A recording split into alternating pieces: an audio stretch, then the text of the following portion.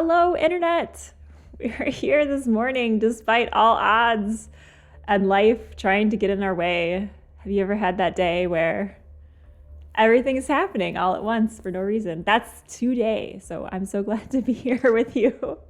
Um, and with our awesome players. Unfortunately, one of our players couldn't be here this morning because life was like that for her too. So we wish her well and speedy recovery. But for Zainab and for Pauline, we are in it to win it and save the world, and hopefully not die along the way. Hashtag scary monsters coming at you. I'm Allison. I'm not yet caffeinated because it's been that kind of a morning. So as the stream goes on, you will see me wake up. Hello, chat. Hello, everyone. So good you could be here today. So we are playing Monsters of the Week.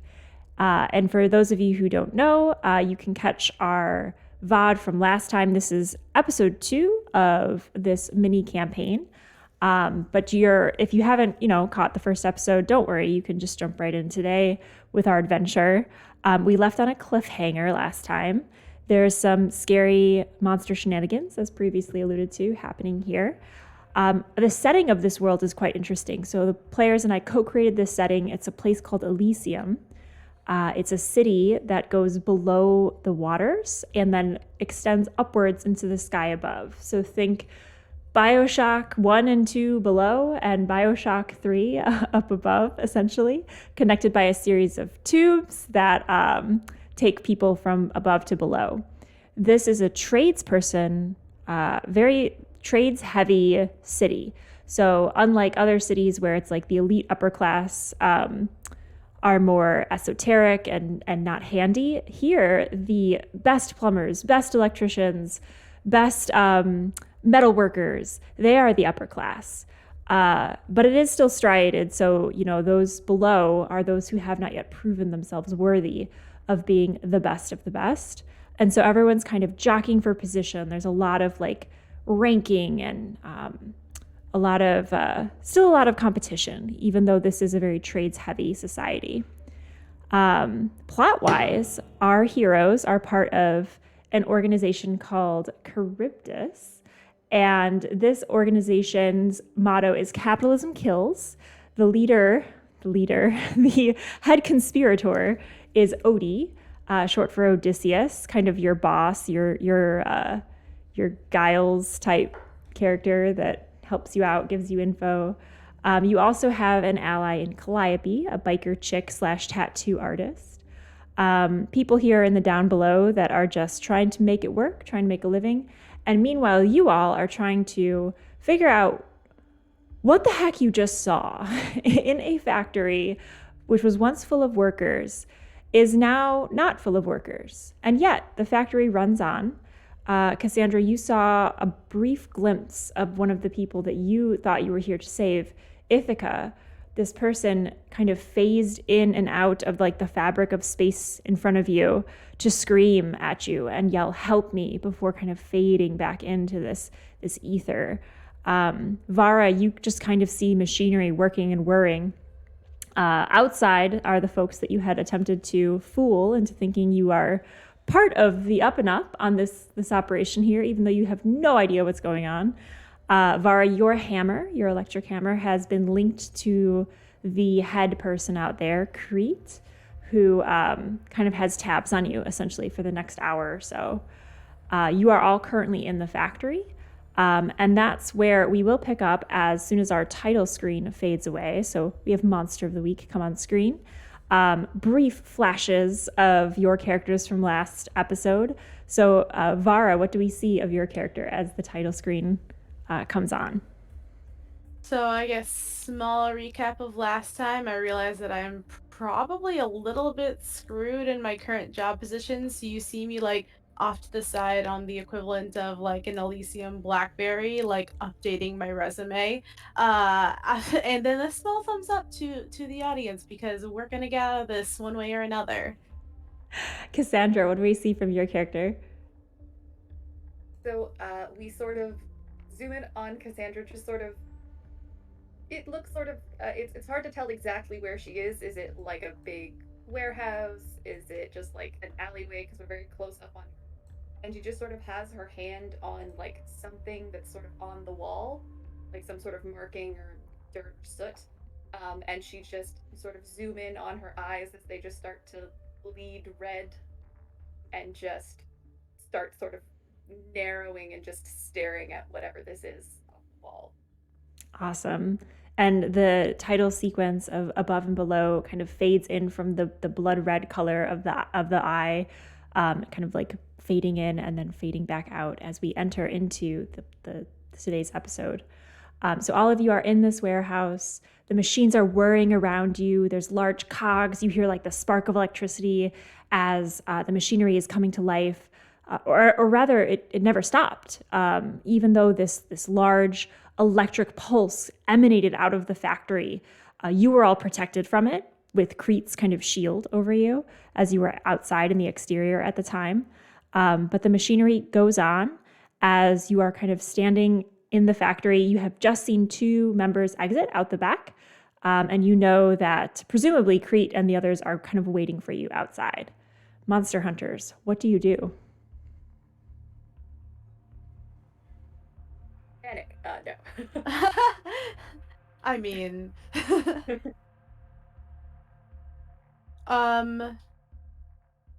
I think Vara is still just having a bit of a crisis because I mean we kind of left her off kind of there realizing she had all the information and all of the time but none of the ability to execute really anything to stop what was going to happen. I think she's still processing a little bit. I don't think it's occurred to her that like there's machines whirring and then not people like they're supposed to be because this is like her general workplace. But as she slowly kind of starts being more cognizant of her surroundings, she starts freaking out now that she's like, I have no idea where anyone is. So it's gonna be a lot of like panic, general panic. As I realize that everything is working around me, but there's absolutely no one there. What does panic look like for Vara? Like a lot of that. Just this doesn't make sense. Don't new system. Just there's a lot of thoughts, not a lot of concrete words coming out of her mouth in terms of cohesive thoughts, but lots of exclamations and nervous laughter. I think Cassandra doesn't. I don't think she's noticed that quite yet because she can in fact see all of the sort of shade workers. So she's just sort of going around to each of them and just sort of seeing if it's the same sensation with sort of all the other shades that she got with Ithaca, where it's like it's solid and then it's not, and then it's solid and then it's not.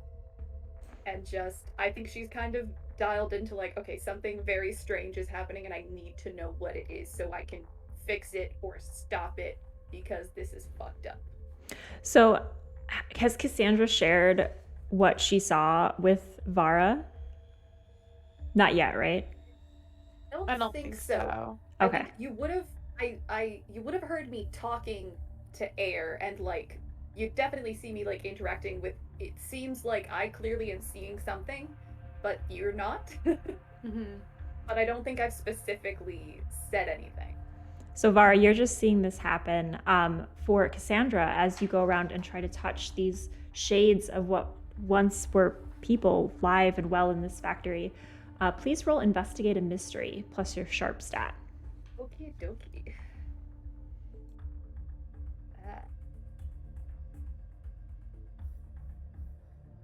Come on. Dice. What? Oh, wrong one. Different. What's the roll tag? Oh, for the bot? Command? Yeah. Is it exclamation point maybe? Exclamation. Yeah, exclamation point roll. Okay, I was doing slash because No worries. I feel like three it's different systems and they all have different macros. yeah, and I feel like they keep changing too because of all the different bots. Okay, so that's an 8. An 8, awesome. So on an 8, you get to hold one of those questions. So go ahead and pick which one you'd like to ask. And as a reminder to myself mostly, holds can be spent whenever appropriate. So you can ask it now and get that information from what you're doing right now, or you can hold later. Generally helpful on a hold too. Yeah. I think I'm gonna hold it for now. Just sort of, this is more information gathering. Mm-hmm. Because what I really want to know is, like, how this specific thing happened, but I don't think I have enough information yet to do that. So I'm gonna hold until I get a chance to, like, investigate some more. Yeah, do you feel like the what happened here is a good encapsulation of Cassandra's movements right now? Kind of feeling the air and kind of trying to gauge the solidity of these other workers? Yeah, it's definitely gonna be a what happened there when I ask it, but sort of waiting to get a bit more information on that front. Okay. So remember you have your holds, because I will forget. But as you're walking around the factory, you're seeing the machinery work, and you see like human hands phase in and out of existence as they're holding onto the levers that are pushing the buttons. As you see like kind of the nimble fingers like hitting the keypads, but they're kind of phasing in and out. Every so often, it's not often, but every so often, you see glimpses of the faces come into. It's almost like there's a toy that has like metal, and you like press your hand against it, and the handprint comes through. Like all of the little metal points kind of form the shape that you've pressed into it. It almost feels like their features come into being in that same way. Like what was just once like kind of shadowy and nebulous forms a nose or an eye or a lip, and their eyes are always dead looking, kind of vacant, staring, and just like a look of almost abject horror kind of like plastered on the face, but the facial expressions don't change. And then it goes back into like the shadowy self. And this is what you see as you're kind of investigating, but the same consistency of the people, same flashes of being and not being that you got with Ithaca.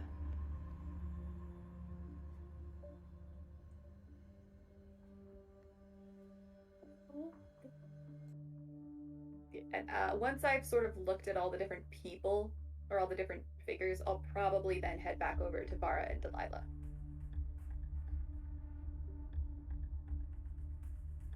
So I don't know if Vara's been doing anything in the meantime.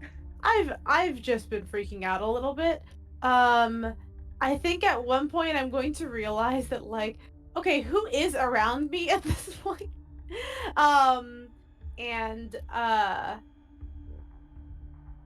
I feel like I'm gonna look over at you and you, Cassandra, and realize that I don't know if you're also realize this about yourself, but I see you also making just like faces of like horror and like sadness, and I don't know what's wrong with you at that point in time, but I see you walking around just with a look of shock and just utter terror. I'm going to run up to you and ask if you're okay, because I'm a little concerned that you're like hurt or something. So I think I'm just gonna run up to you and start like back into Vara mode of like, let's first aid. Are you fine? Are you physically fine? Have you been physically injured? Do you feel any pain or numbness? Like I feel the need to assess you at that point. Cool. Well, I think the reaction you get to that is something like, no, I'm fine. It's not me. It's them. Sort of gesturing to the empty space where there is nothing.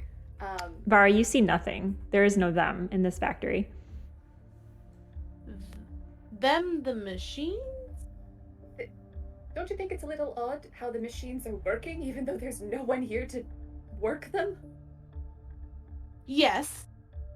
That has freaked me out thoroughly. That's because they're still here, at least a little. Are part of them. I don't know what that flash did, but they're not here, but they're here, and I don't understand it. Do I see like buttons and stuff being pressed, or is it just like wheels turning? Like, do I see like levers and stuff? Yeah, 'Cause I you feel like see that's- everything as though there are people there. You see buttons being depressed. You see levers just like cranking along down their track. Everything looks normal except for the fact that there's no one here.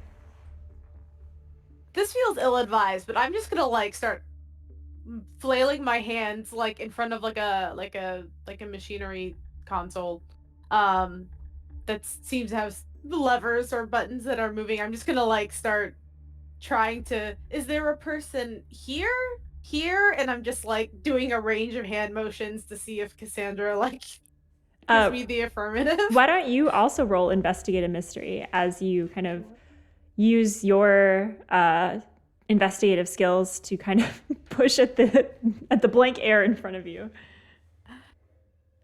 Okie dokies. Investigate a mystery. Plus sharp. I need to open the playbook. It's that kind of morning. Modifier. Plus sharp. Plus sharp. I have none of that, so it doesn't matter. Straight roll. 8. All right, so you also get hold 1 on that question list. So as you're feeling around in the air in front of you, Vara, you feel air. When you push through to grab the lever, you're able to grab onto the lever. There's nothing stopping you from doing that. Cassandra, you see Vara's hands overlapping with a person's hands and kind of flickering through it like a staticky TV as her hand in the physical world moves through the body of someone else that you can see there.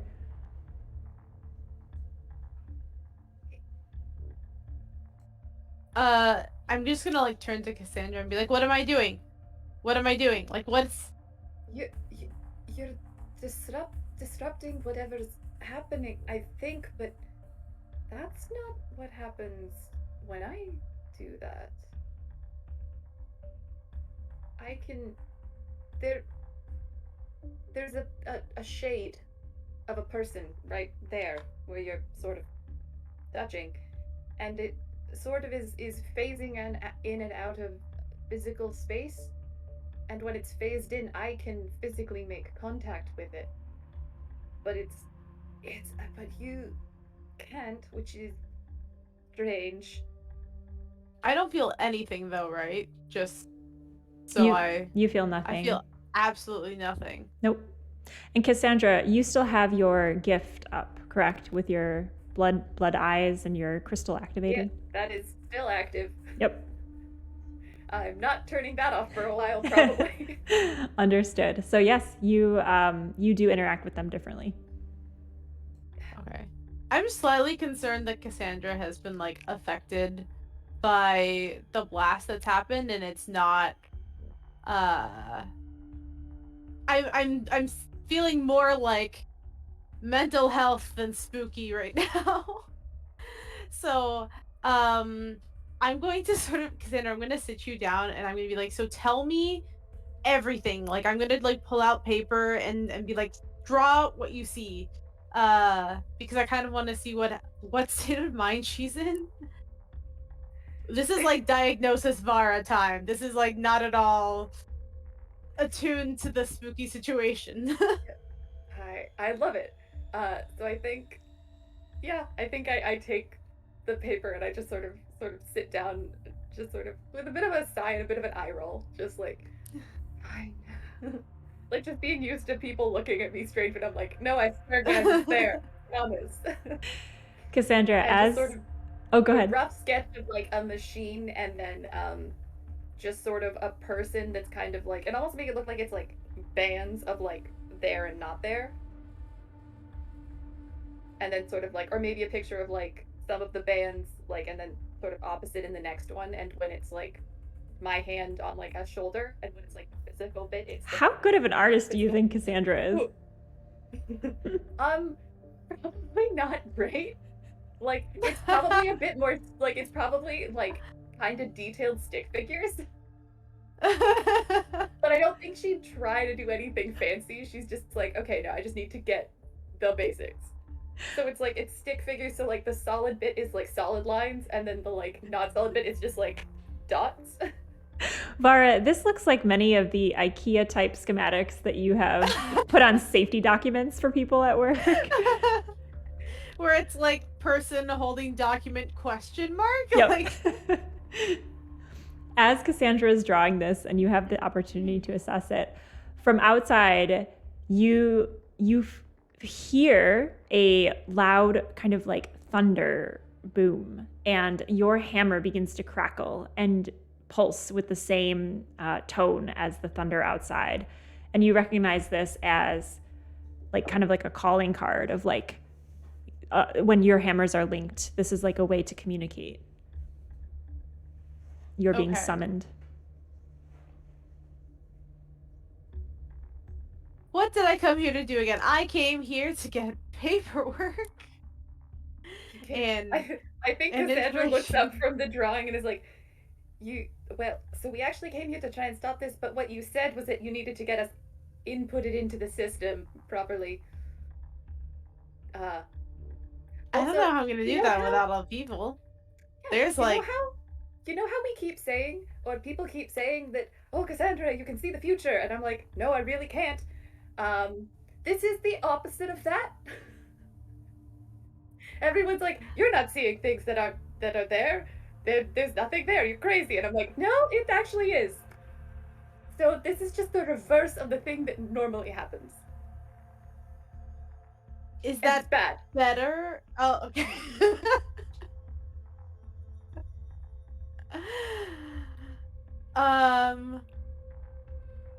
I feel like Vara has like what's the word?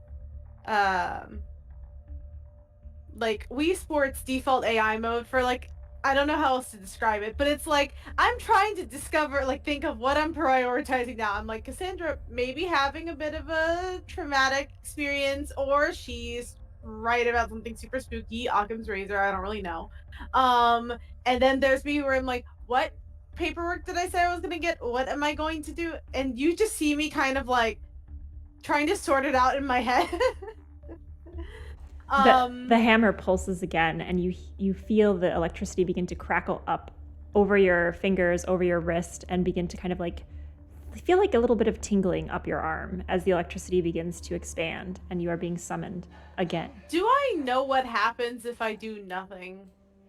You don't. Or like, oh, that's fun. Your dear leader has bestowed upon you these wonderful powers, and it is so great actually to feel, although a little bit dangerous, that connection to the electric web that connects all of you to Zeus, the leader that has given you the opportunity to work at such a wonderful company. It's like a nice tickling of electricity. It makes you feel connected, but also feels a little bit dangerous. Can I also pulse back, like, give me 10 minutes? Like, is there like a Morse code electricity equivalent of like, please give me 10 minutes? I would say so. We had an hour. Say that again? He said we had an hour initially. He said we had an hour initially. How long has it been? Did he say you had an hour? That seems generous. I feel like I didn't write it down, but it's in my brain somewhere that we had an hour. And I was like, okay, yeah. Huh. Interesting. I don't know if Crete would have said you had an hour. I feel like Crete was begrudgingly, he like basically did like a blood handshake with Vara and then linked their hammers together. An hour seems quite generous. I think Crete's getting impatient out there. But yes, Vara, you kind of signal back with the hammer via Morse code. Like, give me 10 minutes. Go ahead and mark 1 point of harm as the hammer burns your hand as you hold it. Signaling acceptance of the message, but maybe not acceptance of its content. I'm sorry. I'm slow. I'm not the most efficient worker sometimes. I have to get you guys badges and put you in the system. How am I going to do that when there's just me and there's no... I mean, he should know that. He should know that there's no people there to assist me in this. This seems like a setup for failure, and I'm not feeling great. but I'm gonna try my best. I feel like I'm gonna like compartmentalize the Cassandra seeing people that aren't there issue for a minute and be like, badges system, and I'm just gonna drag her to like the nearest computer setup that there is for doing the whole like picture, print out a little cute little laminate card with a lanyard and everything. Yeah, you're able to find the front entry office quite easily. Cassandra, as you enter, you see one of those shade figures look up from the desk. And again, the face kind of phases into existence, and you see the eyes kind of wide and just shocked. And the mouth kind of drags up later. Vara, you see nothing. Oh no, am I sitting on someone? Like if I sit at the desk, oh no. Yeah, if you sit at the desk, you are sitting in, like, kind of overlapping this shade figure that Cassandra can see. I don't know that, so nope. I'm just gonna sit down and just go about what I'm doing. I'm also going to yell for Delilah to join us, because at this point I don't know where she is, but I do need her picture, so if I can get her for like 2 seconds. Delilah is following. Yes, Delilah is following along. I won't even attempt Hedge's amazing accent, but she says, essentially, I'm going where you guys need me. I'm sticking close. Let me know if you need me. I'm just going to be very much in like, all right, you're up. Like, stand in front of the screen. And I'm trying to do all of the steps. Myself very quickly. Var, it's kind of weird as you go to like type in the names, like you see some of the keys being depressed on the keyboard, but you're not typing all of that. So there is something like typing on the keyboard, but it's not your keystrokes. I assume it's an issue with the keyboard, and I unplug it and plug it back in again to see if that changes anything. It does not. There's a brief pause. Cassandra, you can see the shade figure as the keyboard is unplugged kind of goes into a stasis mode and just kind of sits there, like shoulders slumped, head drooped, and you hear that noise again.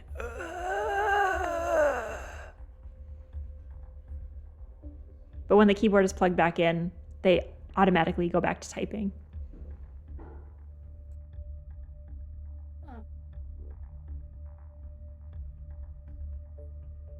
I am unaware of all of this. I am typing away. And inputting all of your fake information. What were your fake names? I don't remember. I was Jenny, short for Iphigenia, and then Delilah was Sam. Jenny and Sam. I am Bridget. Yes. I am Bridget. Yes. Yes, I am. Okay. Your stuff should have already been in the system, because you had to set that up so we could intercept. Oh no, I just completely forgot what my secret persona was and was not going to respond at all to that name. So I just had to think about it for a second. I'm not used to lying. I'm not used to lying to my employer. And I'm not used to being a different person than I am. So this is all a very, very new experience, you know, besides the people disappearing deal. Vara, as you're typing all of this out, the badges are printing. You hear almost the comforting sound for you as a bureaucratic clerical type of just like the printer kind of, and for a moment all feels well as these badges with their fake information shoot out of the printer. Cassandra, you in this room do see the shade figure is typing other things. And so some of the things that do print out on the badge, Vara, are things that you did not type. So it's kind of like a little keyboard error as clips of other words are clipping into the things that you have typed. So it does take you a few tries to time it right so that the keystrokes are just the ones that you input and not ones that are seemingly glitching out on this keyboard. Mm-hmm. Normally this would be a very cathartic experience for me. I like very clicky keyboards. This is very fun, generally speaking. Slightly frustrating because it's taking more effort than usual. But it's like I feel like I'm in the groove of something that I feel like I've been able to masterfully somewhat do since the beginning of this day. And everything else has been out of my wheelhouse until now. But this feels nice. You do notice on the badge, so it'll say like Bridget, the name that you've given yourself. in the middle of those letters, you see the letters HEL, and then in the Sam, at the end of Sam, it says LP, Samop. It's she goes by a nickname. That's fine. I am going to, I mean, I feel like Vara would notice that as like a specific, being the detail-oriented person she is, notice the inconsistency. So I don't think she's gonna say anything about it now, but she will jot down in her planner notebook thing just like any of those inconsistencies she sees, not necessarily in any particular order, but she keeps note of it for the future. Easy enough. As you jot down these inconsistencies, you hear the thunder rumble again outside, and the windows begin to darken with the look of an oncoming storm. And again, you feel the hammer crackling in your hand. What do you do? Are the badges done? They are. Okay. I'm gonna look at Delilah and be like, your name is Sam for short. That's why we call you Sam, because Sam is not a very common name, and you don't like it very much. And I'm just gonna like. She grabs the badge and says, "Understood, darling," and puts the badge on quickly. It'll say like Bridget Summerhell or something like. Just because it's tagged at the end, and I'm gonna be like, that is my name. That is. I'm just gonna stare at it a little bit because I'm very bad at lying. I'm trying my best in the realm of bureaucratic passive aggressiveness that I've been doing, but straight up lying is very difficult for me. I'm going to quite frankly run outside and be like, keep up. Because as much as I'm like not having a good time, I also don't want to lose my job. As you run outside, you feel that the energy crackle and kind of build up. You kind of step through the threshold, and you see Crete holding on to his like much more like hefty kind of like upgraded looking hammer than the one that you have, which is like a minier version of it, especially since you're exile from the above. And he's like ready to like send another bolt of energy through his hammer to yours. And he sees you step through the threshold of the door and kind of relaxes, and you feel the energy crackling go away. You're cutting out a bit at the end, Allison. I didn't quite hear the last thing you said. Oh, sorry. Is that better? Yeah. Basically the energy that he had been building up goes away as soon as he sees you step through the door. Okay. I'm just gonna like, I have everything in order. Here is their information. They have their badges, and I'm just gonna like thrust them in their direction. Like, please put these on. All is well. Cassandra, what are you doing as you see Vara print out these things that have messages that she did not type and run out of the office? I think, well, Vara may not have noticed what the discrepancies are saying. I think I am very well aware of what they are saying. I'm pretty sure it's a cry for help. But at the same time, I think I follow, sort of keeping head down, sort of I don't scurry after Vara. As you exit this factory area, they want us to go upstate. They want us to go like up top, and whatever's going on, that's where we'll find the answers. So as much as I'm like, I don't want to do this, I need to do this. As you exit the factory area, you both have Investigate a Mystery Hold 1. Did you want to spend it before you leave this area?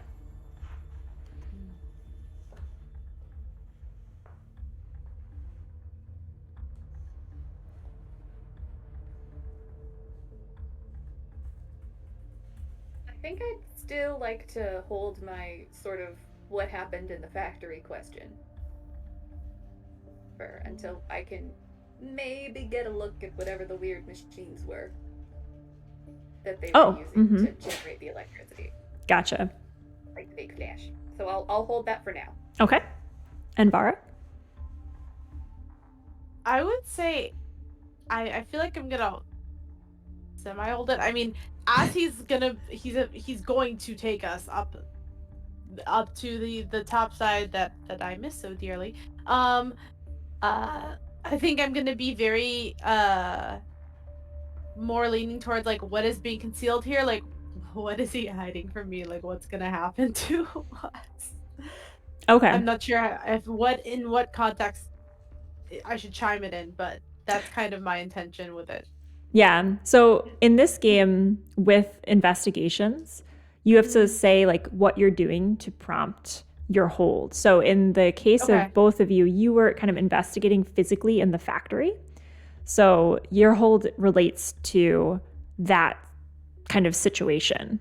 So you can hold it for anything related to that investigation, but you can only find out things that your character has done. So it's not like a Deus Ex Machina, like, oh, I rolled like a nat 20, I get to find out all of the secret information. And it's kind of like if you were dusting for fingerprints, you're only ever going to get information from that fingerprint dusting, if that makes sense. Okay. Then I'm just going to hold on to it just because topside will be more interesting, I think, in terms of clue finding. Okay. So as Vara, you approach Crete, who's standing there with Athens, who's like this very buff woman who's kind of crossed arms at you guys. Does not like me. No, definitely does not like you. Very easy to read in her face. Crete has just kind of been holding the hammer and kind of just staring a little bit menacingly at you. You both read it as such. The two others who had gone in there, Acropolis and our good friend Spinelli, they have exited out the other side of the warehouse.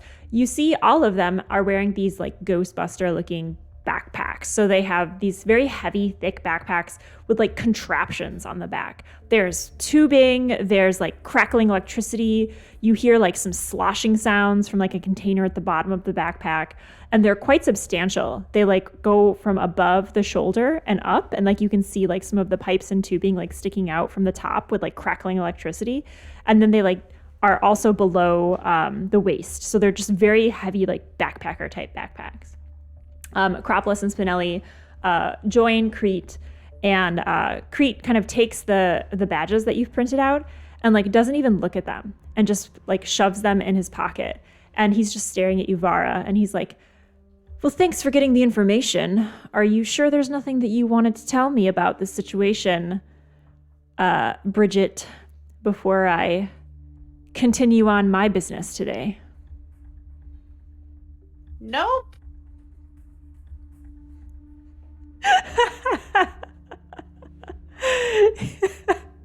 I don't know why, but that is like endlessly funny to me. Crete gives a small wry smile and looks past you, Vara, past you, Cassandra, and like kind of zeroes in on Delilah and says, it's really interesting that you're a new recruit for us there, Ms. Delilah, because I have word directly from above that you're not who you said you were. Well, he said the wrong name. Athens kind of like chuckles and says, no, it's not anything you did. We just know the man in charge. And Crete kind of pats his pocket where there's like a phone and says, when you're working with the Inventor, many things become clear that weren't clear before. Delilah, at the sound of the word the Inventor, immediately bristles and just like with all of her wronged energy at hearing the name of the one who wronged her and her family, just like kind of lunges forward. What do you guys do as you see her lunging?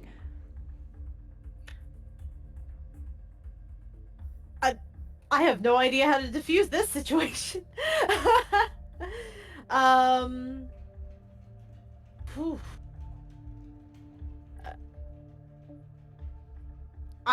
feel like the the protective part of Vara is going to try to like, it's okay, everything is fine. Like try to like grab her and be like, this is not the time for this, and hope that it will like tune her back into the higher main objective that she has. That like, she might throw it away now if she gets mad and never get to see the end game that she wanted. But whether or not that's effective is an entirely different matter. Do you have the soothe move? I do. I can try to use that and be like, it's okay, Delilah. They're just trying to rile you up. They're just trying to make you feel bad. You haven't said anything. And what is the effect of your soothe?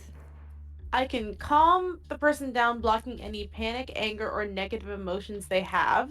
This works even if the thing that freaked them out is still present, as long as your voice can be heard. Yeah. So at the sound of your voice, Vara, it's pretty much like a pinpoint through the darkness. This storm cloud of anger, rage, past wrongs that has kind of gathered around Delilah, and her fists, which have been primed to swing at anyone who dared to mention the Inventor in a positive or even neutral way, just kind of like hang at her sides. And she looks and like kind of makes eye contact with you and is like, okay, and kind of just like centers in on what you're saying. At that moment, though, Athens, the big buff lady, steps forward to meet Delilah halfway and kind of grabs her roughly underneath her armpits. And in this moment of being soothed, Delilah's defenses are down, and she is kind of roughly grabbed forward and dragged a little bit forward back towards Crete and where Athens had been standing previously. Crete kind of looks at both of you and says, the Inventor, while you were in there making up some bullshit, the Inventor contacted us and let us know that our actual contact is in the hospital, truly, but that there was no replacement sent. So we did some digging and found out exactly who you are and what's going on here. And I dare say I will not be taking you back up with us.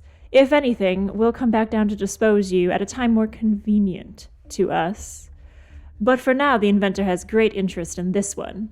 And he jerks his head towards Delilah, who's beginning to struggle again. Even though she's soothed from her earlier anger, she's being physically attacked. And so she's just kind of fighting back against this. Athens kind of like closes her grip and says, yep, Inventor's got unfinished business with this one. We'll be seeing you. And they all begin to step back towards the pipes that they came down here.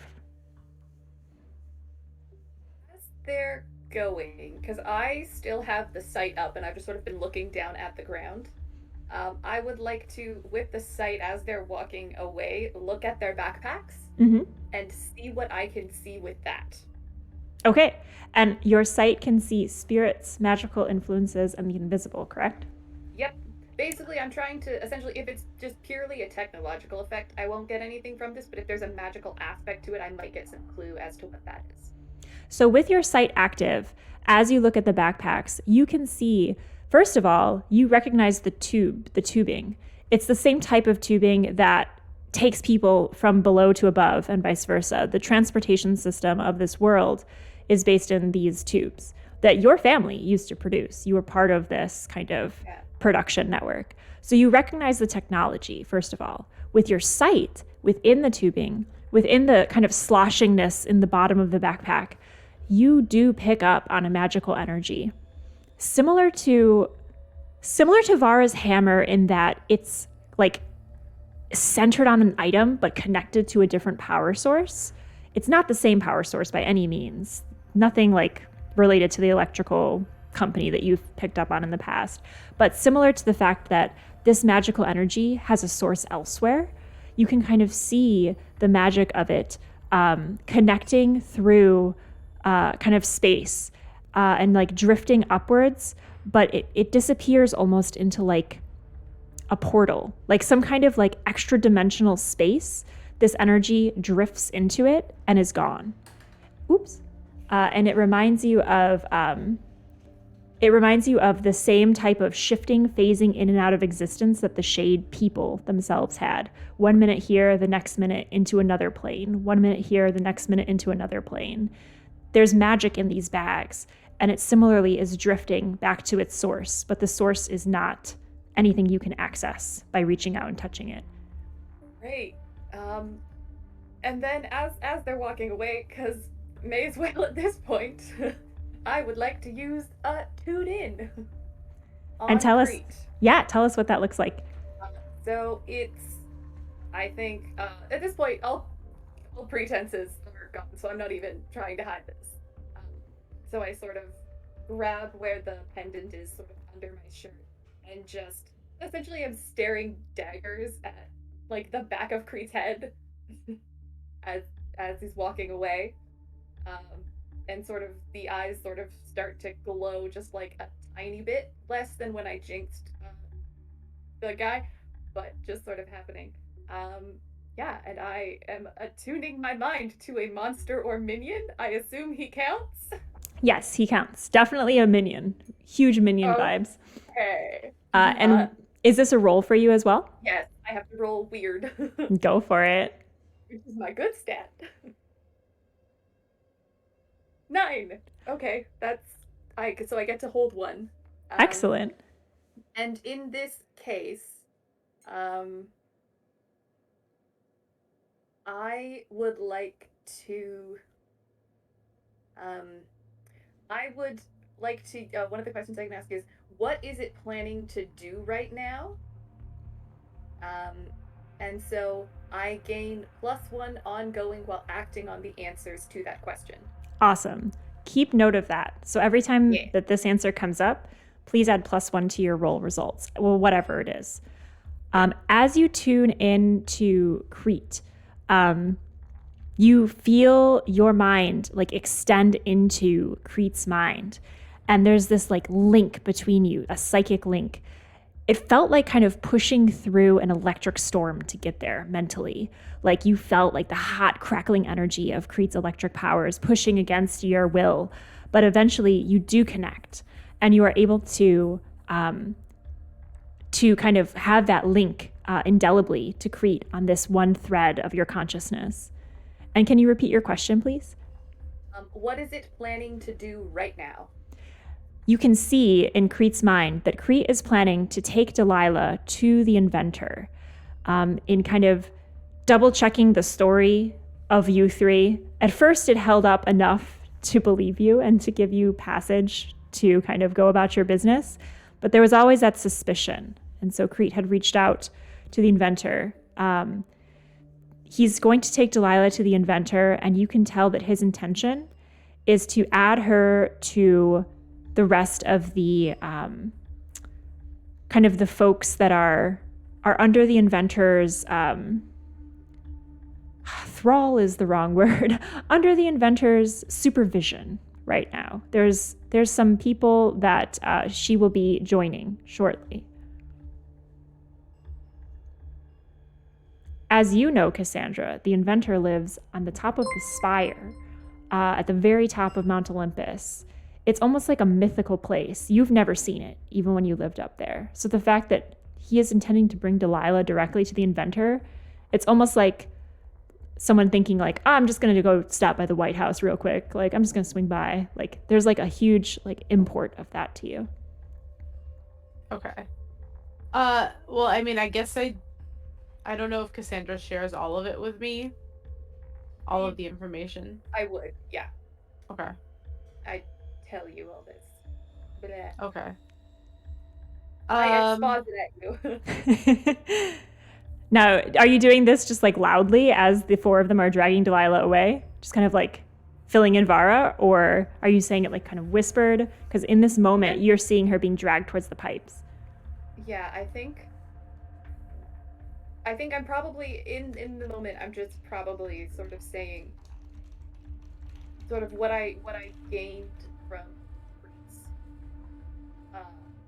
brain, and I'd actually, if I may, I would like to use my hold one from the investigation of the warehouse, combined with what I learned from Crete and by looking at the backpacks, because I have a theory that this whole going to work like directly under the inventor's supervision is actually what's happening to the people who have been sucked into the backpacks, and that's where they're going. I'd like to know if that is in fact what is happening here, because it seems like maybe the people in the warehouse were sucked. Essentially, some part of their essence was sucked into the backpacks and is being brought up to the inventor. So what question are you spending? Okay. Where did I make? I'm spending what happened here. Okay. So as Cassandra is investigating and putting together these pieces and asking what happened here, is it possible that Delilah is going to meet the same fate, that she will become a shade of herself, that the inventor is kind of taking these people away? You can sense that the magic in those backpacks, that like magical essence, that thing that you can't quite understand, like it's a crackling kind of extra dimensional energy that is here and not here. Combining that with your direct link to Crete's mind, you can tell that Crete is more about like worldly minioning. He's a minion of this world. He is, and his muscle Athens are taking Delilah to the inventor because of a personal vendetta. And you can safely assume that while Delilah will be in danger with the inventor, her fate will not be that of the shades that you saw below. Okay. Cool. Then I will share that as well. Sort of say they're taking her to the inventor, but not. It's not. What happened to the warehouse isn't going to happen to her, but I don't actually know what happened. Oh, it's bad. As you say, it's bad. Delilah kicking and kind of like trying to punch at these people. They go up to the tubes and she locks eyes with you two and she's like, "Don't worry, I'm going to be right where I need to be." As the four of them with Delilah kind of grappled, go up the tubes, up and above, out of this below Poseidon's deep. The tubes rise up into the spire that like leads up to Mount Olympus. You can see kind of above the glowing lights that have a very well-lit path for their travels as it about hits like halfway. Down here, it's kind of like clunky and the tubes are all rusted and like there's just like basically bare swinging bulbs that light your way. As they ascend, you see that last moment of Delilah basically kind of like looking to you and like nodding and being like, "It'll be okay." And then she turns to Crete and says, "Fuck you, dude." And that's the last thing you hear as she rises up into the tubes above.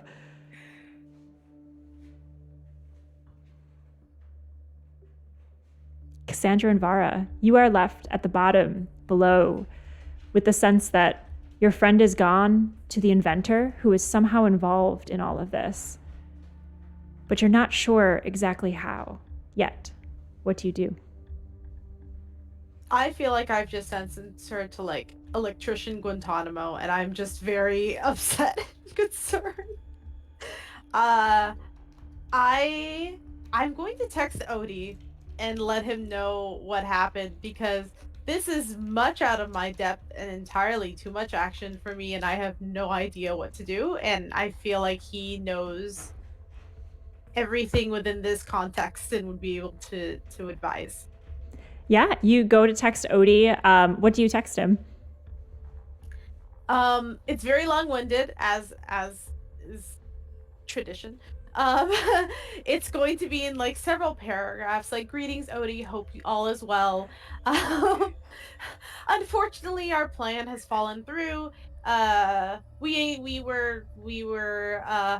mission was foiled by fellow members of the electric company. Unfortunately, they now have Delilah in custody, and the Inventor is involved. Please advise. Thank you, Vara." That's very like bullet point formal, like, thank you. It doesn't take long for Odie to text back. You can almost hear his voice in his text as he's like, "Oh gosh, oh, I'm so sorry. Delilah, that's terrible. Are you okay, Vara? How are you doing? How are you feeling?" I am fine, all is well, 10 out of 10.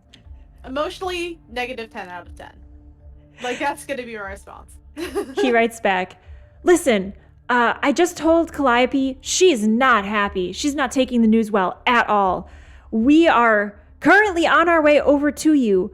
Maintain your position. I'm in the sidecar, so I can't do much about this, but Calliope is definitely driving as fast as she can that way.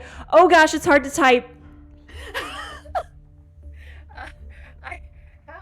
How long from...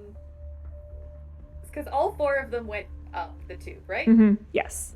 Okay, how long were we in the warehouse for? I would say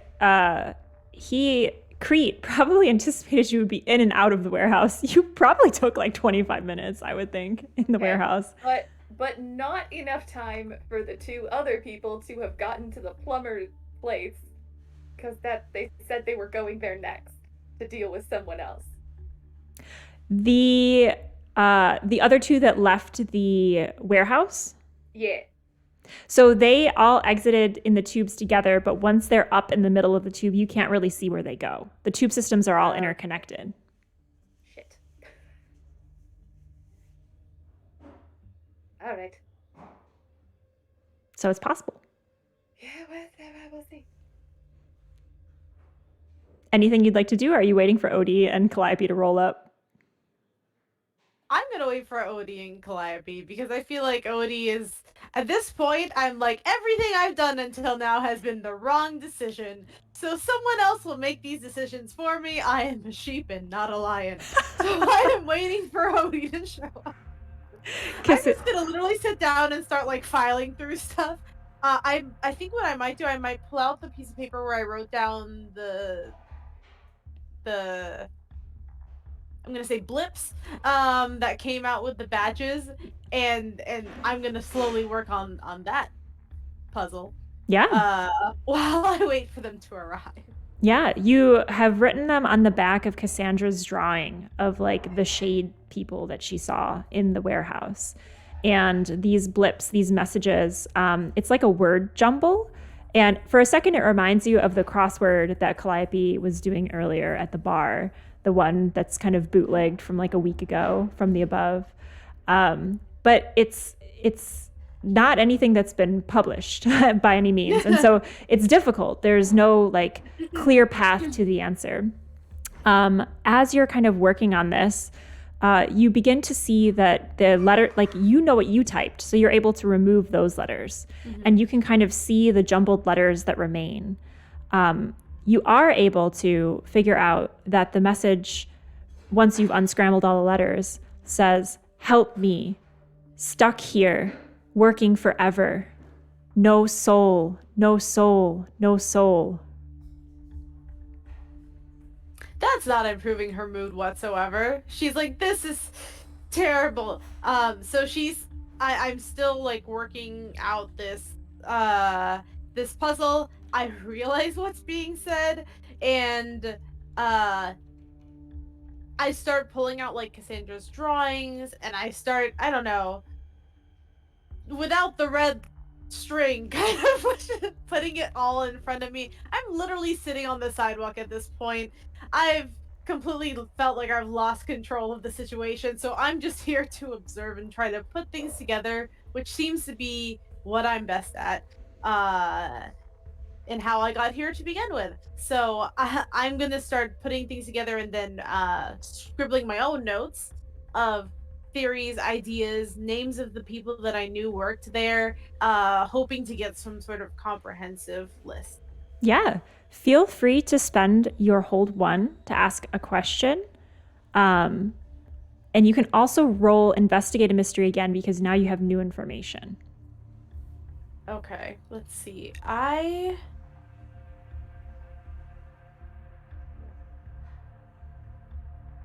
So I can use one of my hold 1.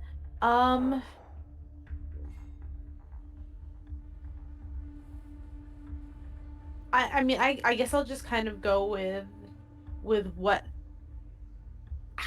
If I say where did it go, is that too like? Because No soul is the implication of the absence thereof. And my assumption is that it has gone somewhere. Is it something that I can ask in that sentence or in that context? Where did it go? Yes. Are you looking at where the soul went? Mm-hmm. Ooh, we're getting existential. That's why I was like, let me clarify what I'm trying to ask. Well, why don't you roll? So your hold pertains to something that you could have gleaned from investigating the factory earlier, or putting it together with like the new information that you've seen since then. But in order to get a new clue, you have to roll investigate a mystery for your conspiracy board, basically. Okay. I will roll for my conspiracy board. I'm sure she has some sort of string. I can't imagine she doesn't have like some. I feel like it's regulation string that Odie gives you guys, like just in case. This is the only string that you can use for making conspiracy court boards, okay? It has to be this one.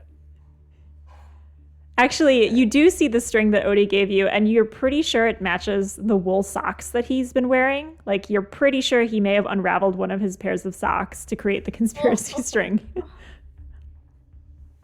Out of character, I would like to take Odie home and keep him forever. Like, so precious. Yeah.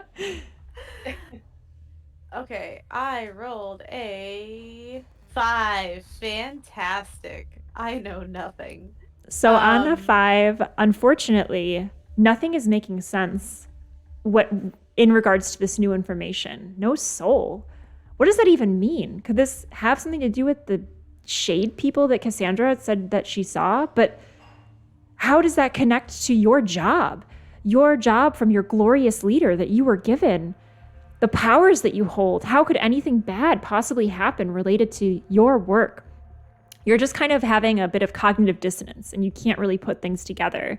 However, you do have that hold to spend on anything related to investigating the factory, which is what you had been doing earlier. Sorry, say that again. It cut out for a sec. Oh, I wonder why. Are you also hearing me cut out, Cassandra? Occasionally. It'll just be for the tail end. Like a word or two. Yeah. Oh, weird. Okay. I'll just get all up in my mic's biz. I get by just kind of reading your lips. So. Oh, no. That's not what I want. All right. Well, the mic's fully up in my business. So let me know if that helps. But yes, so you are able to spend the hold from earlier investigating the factory. So anything related to your physical examination of the machines, your knowledge of the electric company itself, you still have hold 1 from your earlier partial success on that. But unfortunately, connecting the dots, you're just unable to resolve your glorious leader's involvement with possibly taking souls away. The glorious leader has given you a soul, essentially, through these powers, through your job. Sure, you got exiled, but that's no matter. Ultimately, this has got to be some kind of misunderstanding. Farah is such a sad bootlicker. I hope for her. I hope better for her. Throughout this narrative. I'm gonna go with what happened here for previous physical investigation of the factory, in case maybe there's any sort of pattern that I'm aware of that's electric or something like that I might have more insight into than Cassandra does. Yeah. So as you think back, as you're kind of caught up in a memory of how great the electric company has been to you, you start to dive deeper in your own mind into how great it is to work for them, and oh man, all of the skills you've learned along the way. And you think about the factory that you were in that has been basically depopulated, and yet it is still working. And you're able to think, what happened here? You're kind of drawn back to before you were exiled. There was a lot of talk of innovation around productivity. And you're kind of thinking about how quickly all those machines were running, how seamlessly they were all running, even in the absence of people. And you're thinking, what happened here is perhaps some kind of innovation around productivity or making things work better. The factory even though no one was in it, it seemed to be like actually outputting a lot of energy now that you think about it. I feel like Mara can be a little bit dense. She's just like, it must be a new AI. Like she's not at all connecting like those dots in that sense, but I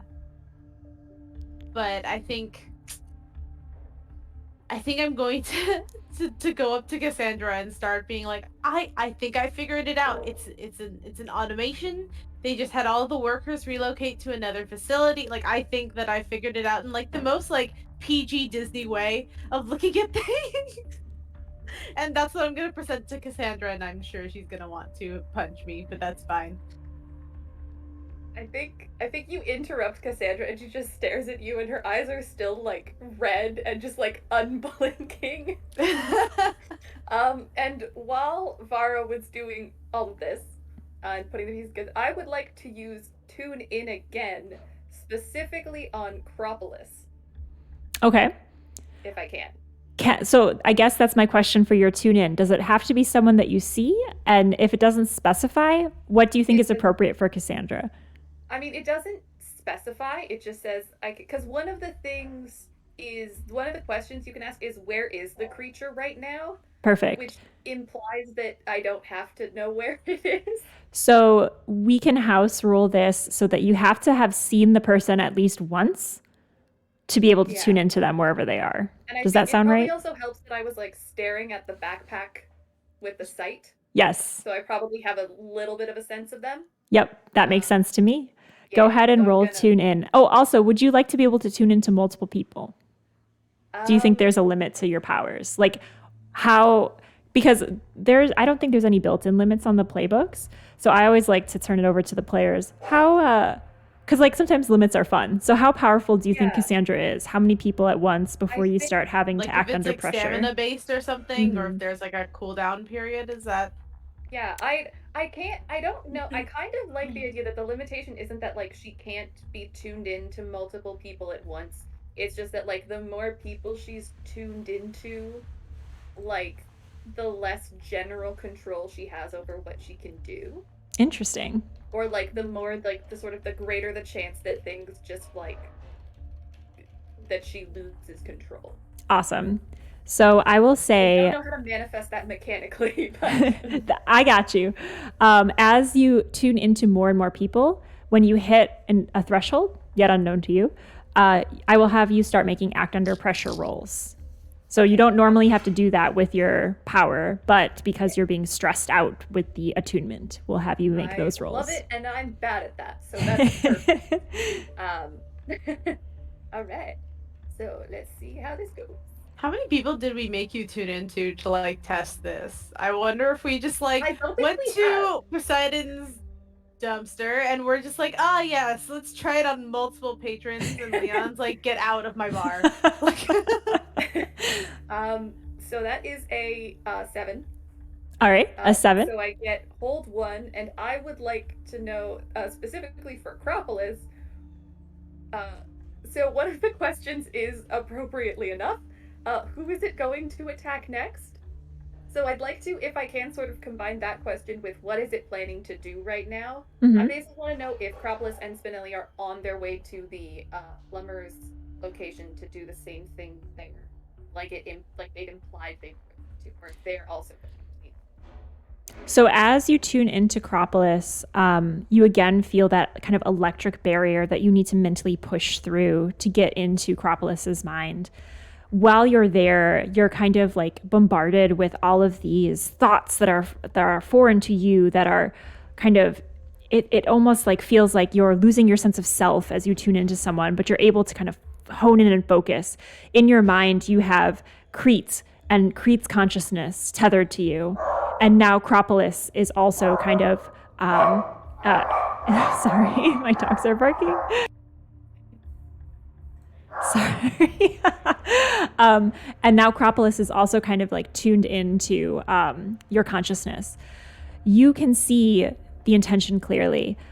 You almost feel, it feels like the heavy burden of a checklist, like that sense of like, I've got to get through this, then I've got to do this, man, I've got to do this. But instead of like action items, it's like people. You can like feel like the profiles of people that he's just been like looking through their files, and he's like, all right, well, we got to get here and take care of this person. Definitely on his way to do whatever he just did again. And you do see that the next specific target is someone named Talus, working at the Plumbers Guild.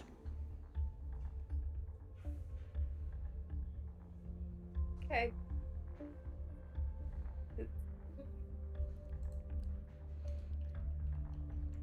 Do I notice any changes in Cassandra's personality as she tethers to people? Because you mentioned she has like differences, I guess, in her sense of self. I don't know if that at all affects her personality or the way she interacts with others. Just curious. Yes, how does the red-eyed, spaced-out Cassandra change to be even more suspicious? I think it's less. I think it's a bit more just like mannerisms and like body language as opposed to anything like specific. You get like the sudden urge to scold me. It's like creeps like creeping into your mind. Like Cassandra's always tends to sort of like try to make herself seem very like small and sort of disappearing into the background as much as possible.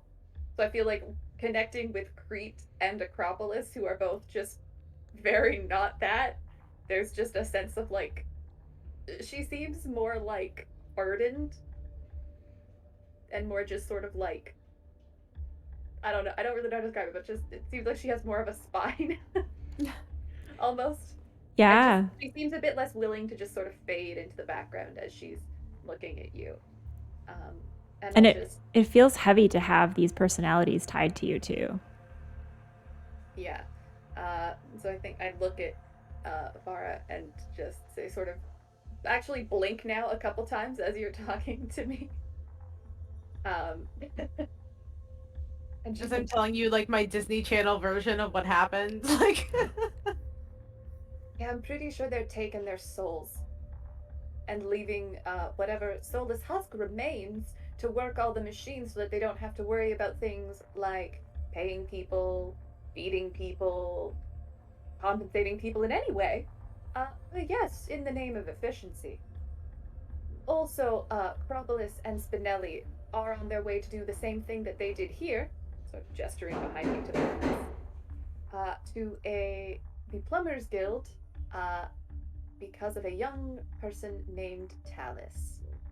So my question is, do you want me to try to waylay them?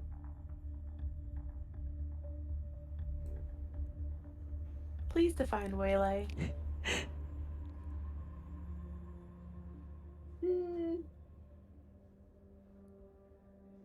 Remember Sharp? Yes. That. Damn, Cassandra's the hidden badass of the group. I feel like it's kind of like the combination of all of the personalities where now I'm like, oh, this is an authority figure now. I'm just gonna be here. It's fine. I think it's also the sort of these two personalities. She's like, yeah, I'll jinx some people. You want me to? She's a lot less hesitant now, which is probably not a good thing. As Cassandra explains her threat, you hear the sound of a motorcycle revving and kind of coming full blast into the area. People are jumping out of the way. People who just a moment ago had been commenting on what a nice, boring day it was. Like, oh, what lovely weather we're having. Nothing ever happens here. The same people that had seen this explosion come out of the factory just can't help but comment on what a boring, blasé day it is. And then a motorcycle tears through them and they're like, ah, as they jump out of the way left and right as you see this bike kind of revving up, coming to a stop. The sidecar is like jolting along as Calliope, driving the bike, pretty much jumps off before it's even parked right away, leaving the bike to kind of topple a little bit and like put pressure on the sidecar, where Odie has like these big biker goggles and like a little scarf that's around his neck. And he's like, whoa, as the weight of the bike kind of shifts and he kind of tumbles out into the dirt as Calliope just like jumps off the bike, total badass, She's wearing big boots, like leather pants, chains. She has tattoos like on her hands, up her neck. Like sleeves are ripped off, so you can kind of see she has like some tattoo sleeves poking through all of the biker gear. She has short hair, kind of cropped on one side, long straight hair on the other. And she's running up to you guys, and she's like, "Where is she? Where's Delilah?" I'm gonna look at Cassandra now, because now in my eyes she's like the new head of the situation, and so I'm just gonna be like, hoping that she will answer.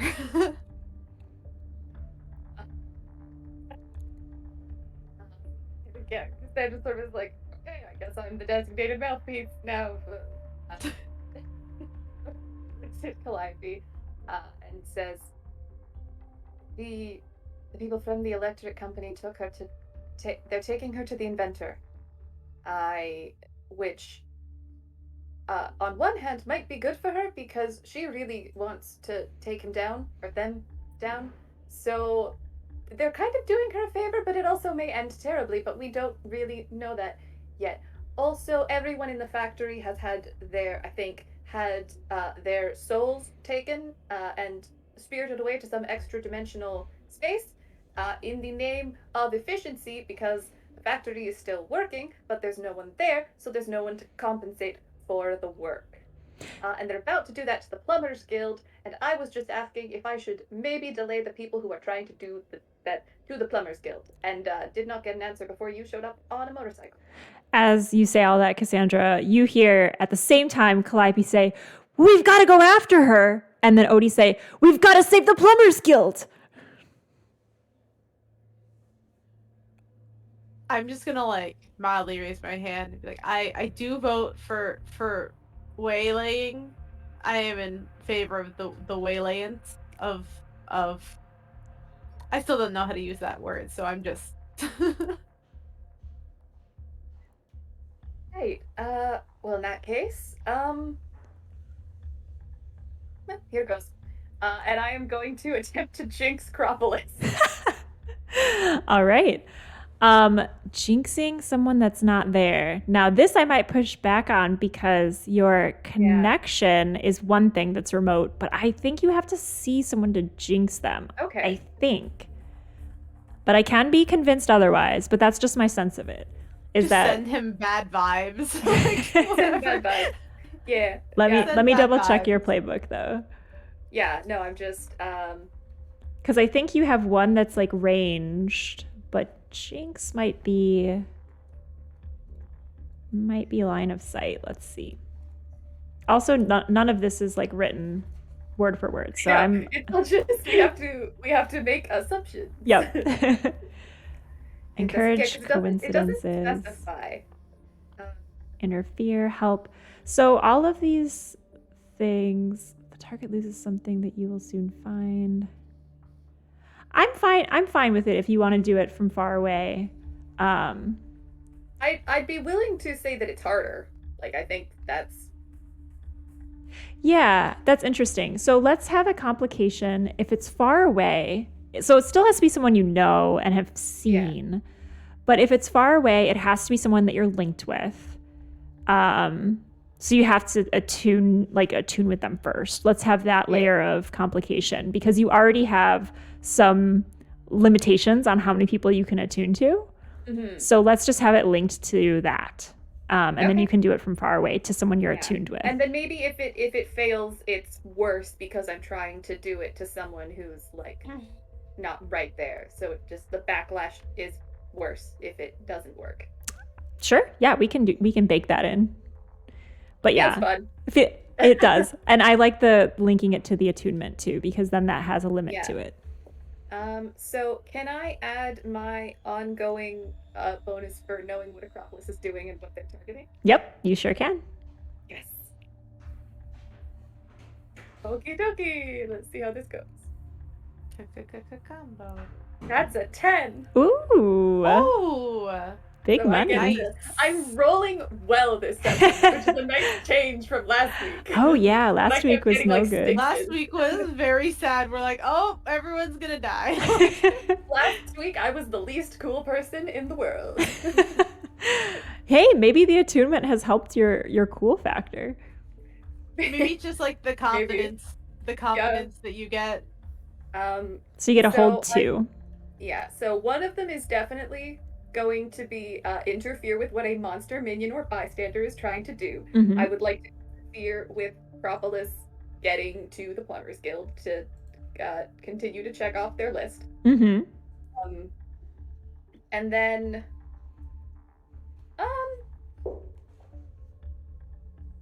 you know what?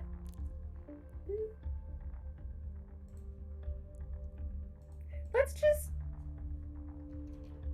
this is just because yeah, no, this feels fun. Inflict 1 harm on the target due to an accident. So in the course of interfering, a tube-related accident. There's another tube-related accident. Well, Cassandra, you know the tubing system really well, having had a hand in your family's construction of it back when you were topside, back when you were a family of import related to the TTC and its construction. Yeah, and I also know that the tubes, however much they may look better, the tubes down here are still much shittier infrastructure. They sure are. And in fact, you know that a lot of the repairs are basic and can be done easily, but there's no impetus to do so from above. And so the weak points are easy to target. And as you jinx this individual, so you're still tuned into them. And so you can kind of like, do you feel like you would know the result of your jinx, or do you just feel like this is happening in the background and like you'll find out what happens? I think I probably get the vague sense, like of the vaguest kind of sense that something is happening. Okay. Like I'd probably get like vague emotions. Love it. Or like vague sensations. So like if they were in water, I might just get like a sensation of being like a bit cold for a sec. Awesome. And on the news, we'll see like local man drowns in tube. Yeah. or like if someone was say like ended up free falling, like I might feel like my stomach does that like suddenly like going downhill. But like just little physical cues, but that sort of relate to what's happening, but I don't actually know because I think that's more interesting. Like, oh, is it an upset stomach or is it someone having food poisoning? We don't really know. So as this jinx takes hold of the person you're attuned to, you feel a sharp sense of pain in your shoulder, like a sharp jabbing pain in your shoulder. And you also feel the sense of like worry about being late, like just that kind of like tingling sensation in the back of your head of like, oh my God, I'm off schedule kind of a feeling. And then like then the pain like solidifies and like you kind of feel like a pulsing pain in your shoulder. Yeah. Right. So they've been waylaid. Well, Acropolis has been waylaid. I think we should make for the Plumbers Guild. Whatever's happening to Delilah isn't going to happen immediately. Calliope clenches both her fists and she's like, it doesn't matter if it happens immediately or not. I need to be there. I need to help her.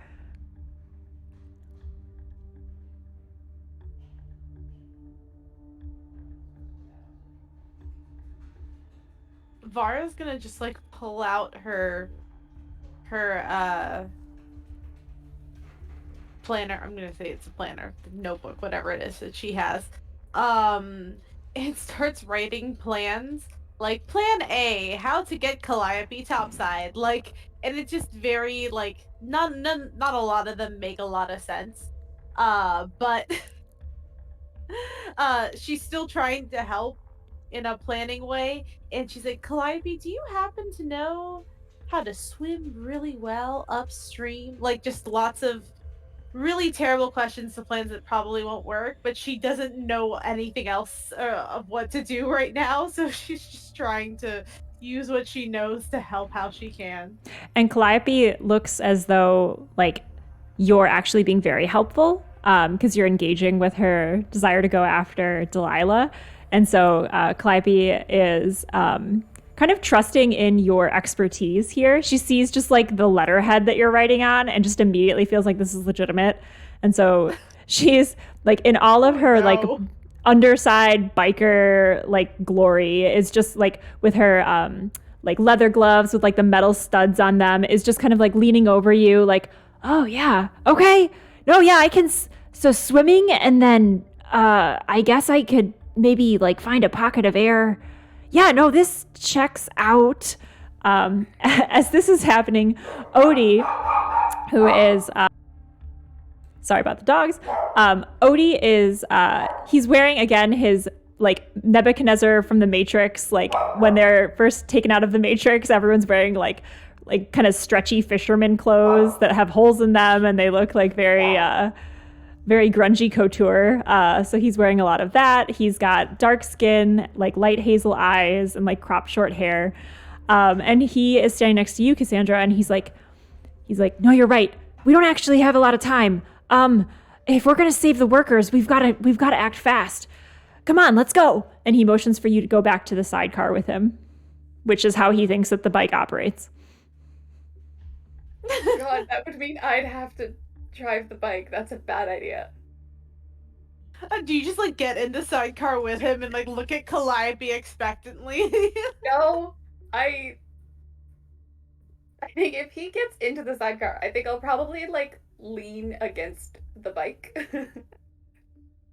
and just like possibly behind the sidecar and just sort of look at the two of you having this conversation. Just probably like leaning up against it with like my arms crossed and just like raising an eyebrow.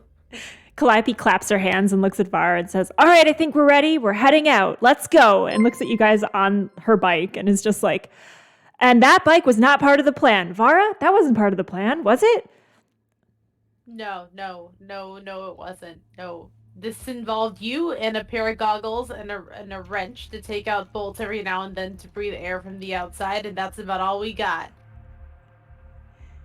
So Calliope looks between Cassandra and Odie, who are like ready to go save the day at the Plumbers Guild, and then looks to you, Vara, and she's like, all right, well, can you ride the bike? Can you take him? Or do you need me? I'm gonna feel very bad for having felt like I delivered Delilah to, again, Electric Guantanamo, and I'm just gonna say, like, we don't need you. We can handle it. You do what you need to do. Here's all my notes that none of them really make sense, but I'm giving her everything that I can to try to help. And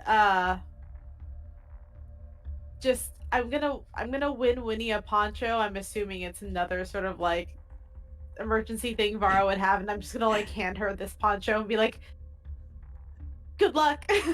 Just to clarify for this episode, what does your Win Winnie look like? What is my what? Your Win Winnie. Win Winnie. What I need when I need it. Vara loves abbreviations and acronyms and all that fun stuff. So Win Winnie is the new term, efficiency in speaking. So this poncho comes out. Calliope grabs it. She like has a bunch of other random items that you told her to collect. So she's like looking around and like grabbing like a forgotten worker's lunchbox and like a bunch of other stuff that you're like, maybe that could be helpful. I don't know. And so she's got just all of this kind of accoutrement of randomness. And she's like, I'm coming, Delilah. And she throws you the keys to the motorcycle and kicks up dust as she's like running off into the distance. Like, they're not going to get her. They're not going to get her on my watch. I don't know how sporty Vara is, having been a desk worker her entire life. I don't know if I have the coordination to catch said keys. So I'm not going to try. I'm going to let them fall on the ground and then I'm going to pick them up. Like George Michael from Arrested Development. Yes, just like watching it fall.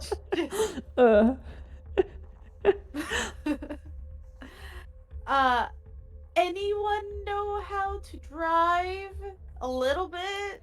Odie puts his goggles on in the sidecar and like wraps a scarf around his neck and he's like, no.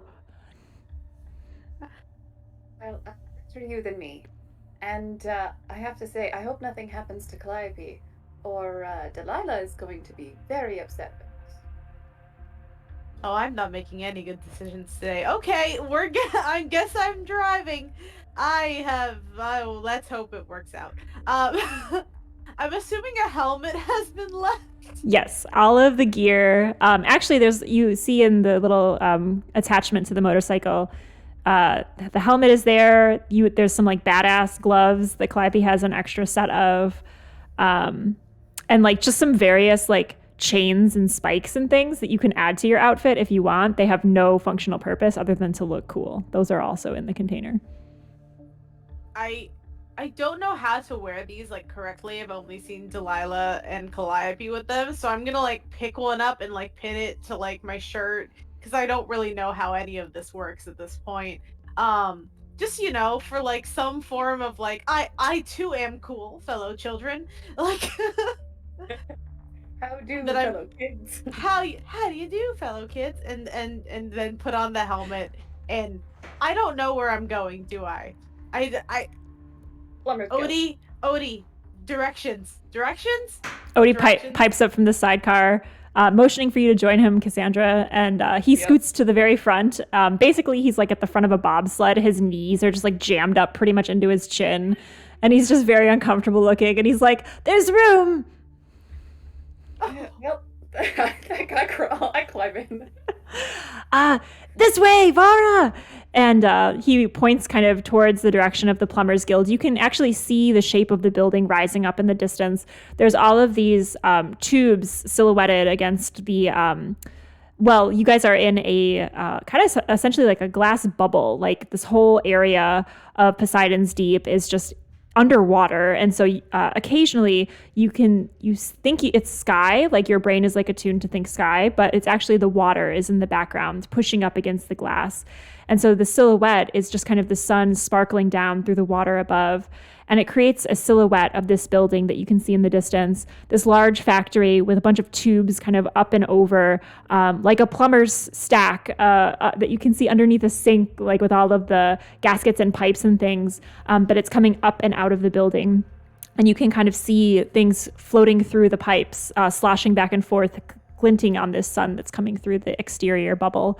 Odie points in that direction and says, "Let's go! Let's save the working class!" And then he says the mantra of your group, "Capitalism kills!" as his knees are basically like hitting into his chin every time he opens his mouth. Do I have to like roll not to kill party? Like, is that like a...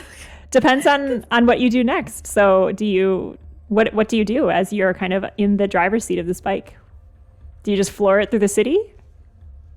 I attempt to ride a bike. I don't know how particularly. Pretty sure you're the one who drove last time. Did I drive last time? Yes, you did. I think you did. I thought Delilah drove last time. Nope, you drove. I Did think you? Delilah might have helped. I can't remember. I thought there were two bikes. Delilah drove. You you took give one back. Then we gave one back. Yeah, you had two bikes, you gave one back. Regardless, if you're heading through the city on this bike with two people in a sidecar and kind of going at breakneck speed towards the Plumbers Guild, I'm going to need you to roll Act Under Pressure with cool. Okay. Am I cool? I forgot. I am +1 cool. That's good, right? Okay. Yeah, I have a -1 to cool, hence why I was insisting you do it. Fair. 6! Fantastic! I'm gonna be a part of this anyway, so can I attempt to help out? How do you help? I attempt to help by just sort of yelling at Vara. Maybe I probably still have like the sight up. And I'm just like seeing like random just like after images of like things that are like kind of there, just like a bit of warning beforehand, and just like, oh, it's Yes, roll help out. It is funny because you are seeing live people, but also with the sight up, you're seeing like ghostly presences of spirits that have passed on in this area. So, previous traffic accidents, you're seeing like some spirits kind of hanging out on that corner and just being like, No. You can use your Crete voice to like tell me what to do. Apparently, that's what I need in my life. Probably. Is someone to tell me exactly what to do always. I mean, let's not. This could end very badly. So that's an 8 somehow. Partial success. On an 8, you get a +1. I don't think that's enough. 7. Is it? You got a brings 6, not a 5? I know, so now it's a 7. Nice. Okay, great.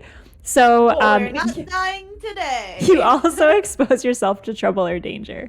So with Cassandra's help, better. that is the ultimate Powered by the Apocalypse system statement. It's better. With Cassandra's help, kind of pointing out like where not to hit because there has previously been someone hit there, like, oh, there's a spirit, veer left. You're able to navigate the city with a little less chaos than you had originally thought, Vara, as your foot hit the gas pedal and you essentially just went with your hair just like blown back with the velocity that you started out the journey with. You eventually get the navigation down. You're driving through these streets, which again, you see a bunch of like kind of steampunky apparatus, lots of cogs and gears, lots of kind of old metal that has a look of like being submerged for a long time. So there's like barnacles and moss kind of all up on these rusty metal buildings. People who are walking in the streets, not a lot of other vehicles, by the way. Most people are kind of traveling via tube, which travels above head. So you kind of see people Futurama style kind of drifting through these tubes, but it's slow going. There's a lot of people waiting in line to get into this transportation area. Just a lot of haggard faces, weariness. The people that you see in the moments where you have to brake to not hit someone, they just look like this day is done, man. Like just that look of like utter defeat. A lot of people are wearing plumber's belts, electrician outfits. This is a very heavily working class area, which you know to be true up above as well. It's just up above. It's the people who have made it, who are the best plumbers, the best electricians. They've made it to the point where they don't need to deal with this anymore. These people are very much dealing with it. As you drive through the streets towards the Plumbers Guild, the large building comes into view. It's a bastion of sorts, like very much castle-like, with the large, instead of towers, these like large plumbing stacks going up and down, and you hear just like the churning and sloshing of water going up and down the pipes. As you go inside, you see for a moment like the quick flash of a backpack disappear into the door in front of you, as it seems as though your quarry has made it here. Delayed somewhat, because they have not arrived much sooner than you have after all of your conversations, but you do see they have arrived.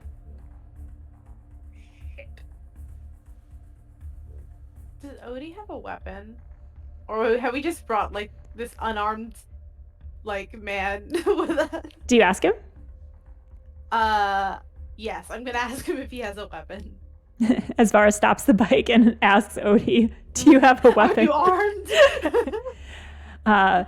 Odie says, yeah, of course. I mean, I've never used it before, but I'm prepared to. And he like pulls up his kind of actually it's like a cable type sweater, but you could see the hole in it already, so there's really no need to pull it up. And he reveals like a little dagger shoved into his belt, one of the many belt loops that are kind of like cut already, so it's the dagger's just like swinging a little bit on the loop. That's dangerous. I'm ready. Are you? Okay. I just realized something. Is my hammer still linked? Yes. For probably Ooh. 10 more minutes, I would say. Because then if I use it, he'll know. That's correct. I mean, I think at this point the jig is up. So I don't think using it's gonna make much of a difference. Fair. How much more open hostility would it take for us to get in any more trouble? I think we might be past that point. You are correct. Game plan. There's 3 of us. 2 of them.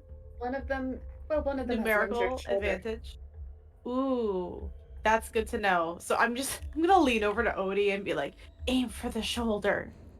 Like Odie Specifically nods. the whichever shoulder I knew was injured. It was your right shoulder that you felt it. The right shoulder. I was like, the right You're shoulder. just gonna just gesture to the correct one. Is what. Odie looks a little nervous. He licks his lips and kind of like nods and extricates himself from the sidecar and does a few like stretches and calisthenics a little bit, like, all right, I'm ready. What do you do, monster hunters? You see before you the large bastion of the Plumbers Guild with its oozing pipes and kind of like sloshing liquids. The doors are big double doors that kind of look like sewer grates with their outline that lead inside. And that was the door that you saw the very back of the backpack that you know to belong to Acropolis and Spinelli disappear inside. Well, we don't have much time. Can we see any other doors or only those? So those are the big main entry doors.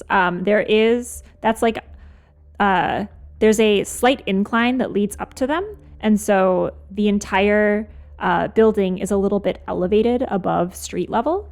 And so there is a ring of windows that go around like essentially the first floor of the building, but you would have to kind of like jump or prop something up to get to them. So they're not like right at street level. Okay. How far away are they from us? Like, can we visually see them? The people inside the building? No. Acropolis and Spinelli? You only caught a glimpse of their backpack as they entered the door. Oh, so they're already in there. They're in there. We are on a time bridge. I feel like, as Vara speaking, I have tried my best to plan things and come up with plans for plans and plans on plans on plans in order to get things done, and I don't think that's worked so far. So we're gonna try something new. I'm going to elect to run in, and I want to roll to kick some ass. Wow. I was about to say, I think we should go in guns blazing, so I am here for this plan. And I feel like everything Vara knows is like just shattering around her. Everything that she's ever known as true and best for her is like not working out, so... And to the end of going in guns blazing, I'm going to reach sort of that was under my hoodie and is now under my blazer that I am wearing. Oh, I forgot we're all in blazers. Wearing blazers. And I'm going to put the gun I have. Because I have a gun. Awesome. I don't know what it looks like either for me to like have, I don't know, supersize my hammer, because I mean it's small and on my side for like miniature carry-on purposes, but I'm not sure what it looks like to make it big hammer. I'm going to assume it's going to be very cool. So I'm going to say that Vara's gonna basically want to run in and pull out her I don't know if it like pops off the keychain or like with like a little mechanism, punch it into the air, and then it just goes and then goes to like regular sized hammer. That's gonna be like how that mechanism works. I love it. Maybe it's sort of like it sort of electrifies, and there's like it basically forms the image of a bigger hammer out of electricity. Ooh, and then the electricity fades and there is a big hammer. That's awesome. Like Green Lantern style, where it's like a projection of something. That's awesome. Ooh, that's cool. We're ready to go. Yeah. We're ready to go. I'll never get to use this to cook food. Tenderize steaks, so... And Odie just reaches into his like belt loop, and the dagger pretty much swings free right away because the thing that was holding it in place was mostly severed by the dagger kind of rubbing against the fabric this entire time. And so he finds it like coming loose in his hand very easily, and he's like, that was dangerous, you're right. And he rushes forward with you guys as well. I think as we were doing that, I look behind me and just look at Odie and just say, stay behind me. He looks at the dagger and kind of like, it was like outstretched, like kind of like cavalier style, like we're charging. And he's like, all right, yes. And then he like extends the dagger back very significantly so that he doesn't poke you and kind of takes the flank behind you, and does run inside after you guys. So I assume you're busting down these doors? Yeah. Well, I mean, first I tried just opening them. They look very heavy and hard to like kick in. So I would first like to try and open it. As you open the door, it does indeed open. Hold on just 1 second. Sorry, we have a little guest here. It's my bad dog. As you open up this very heavy door that looks like a sewer, you pull open the door, and you see inside is a factory floor full of piping. So there's piping along the walls. It's like Charlie and the Chocolate Factory size piping, where that kid disappeared up the chocolate tube, except instead of chocolate, it's all sorts of different liquids. You see wastes, you see waters, you see like crop irrigation stuff that is trying to be used to like get food to grow down here. All of it is kind of intertwining, and like it basically looks like intestines. Like all of these pipes kind of like just kind of swirling and like bending and curving all around, all along the walls. It's like you've gone inside the belly of a large metallic beast. As you walk in, you see a bunch of workers like tinkering with these pipes, tightening them. You hear steam hissing as they like move the valves back and forth to regulate the flow. There's a lot of tinkering of wrenches. And you see in the middle of the room, Spinelli and Acropolis and their backpacks. Cassandra, you feel like the twinge in your shoulder again as Acropolis turns, and you see like a large piece of the tubing stuck inside his shoulder, as part of it has kind of like basically like a splinter of pipe had gotten caught on his shoulder as he like jettisoned through the tubing because the infrastructure sucks so much down here. He took part of it with him. He is still bleeding and grunting as you can see the blood trail on the floor leading up to him. The workers, like you hear the sound of wrenches stopping as they take note of like these two strange people with their electric backpacks that also have piping on them, Ghostbuster style. And the two of them turn back to the three of you, seeing you kind of charge in, your hammer's activated, ready to kick some ass. And Acropolis smirks and says, all right, this is what it's going to be. And that's where we're going to jump to a break, as we will come back and see how this fight goes. So stay tuned. We will be back shortly.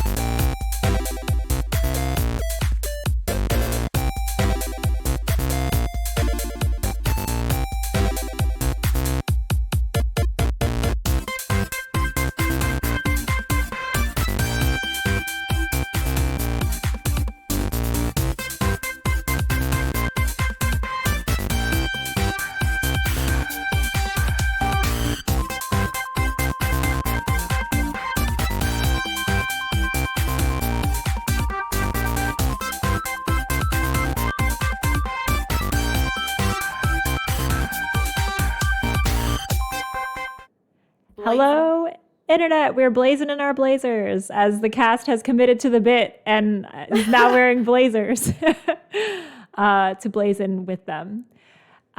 So we left our heroes kind of entering into the Plumbers Guild and seeing the two members of the electric company who they had just not even an hour earlier seen essentially obliterate an entire factory's worth of electric workers just across town. Acropolis and Spinelli, the two electric workers, have these big backpacks. And they are turning around and saying, Acropolis says like, all right, looks like we're doing this, as they both kind of like shoulder the backpack and take out a different attachment that you haven't seen. It's kind of like, again, a Ghostbusters style backpack with like a little vacuum attachment on the side. And Acropolis is going to aim it right in the middle of your group, and a large kind of like charging sound happens, and electricity begins to gather at the tip of the attachment, and electric energy shoots out and is aiming right for the middle of you guys. What do you do? I would like to, attempt to get out of the way, but also I would like to use my gun and try to shoot him, but aim for like one of the tubes on the backpack that's like sticking out over the top. Awesome. Okay, which one would you like to do first? Because you have just a moment's in time here. Would you like to try to get out of the way, or would you like to prioritize aiming your gun?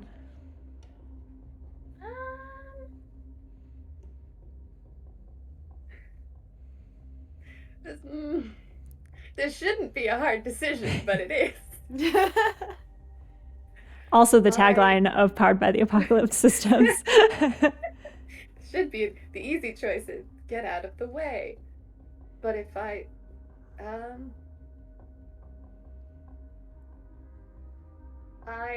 will, I'll get out of the way. All right. As the electricity shoots through and arcs through the air, you hear this crackling noise, and all of your hair begins to stand on end, Vara and Cassandra, as the electricity comes closer to you. Cassandra, I need you to roll Act Under Pressure as you dive out of the way. Vara, what are you doing? I've never used my hammer in combat, I think, at this point. So, I feel like I'm going to try to do the same, but I'm also not used to the weight of like having and swinging a weapon, so it might not be as effective for me to do so. So instead of trying to like kind of like jump out of the way sideways, I'm just gonna hit the deck. Okay, just kind of like flat down right where you are. Awesome. And rather than sort of swinging my hammer in my general direction, moving to one side, I'm just gonna drop down and hope to avoid. Okay. Also, roll Act Under Pressure as both of you are attempting to avoid this incoming electric bolt. So I rolled an 8.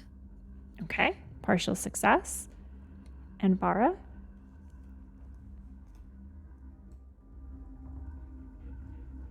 11. Ooh. Great at nice. Dodging. It's like my first success, I think. So, Vara, you do what you set out to do. You hit the deck. Actually, you feel your hammer like underneath you. It's still in your hands, like you're ready to fight.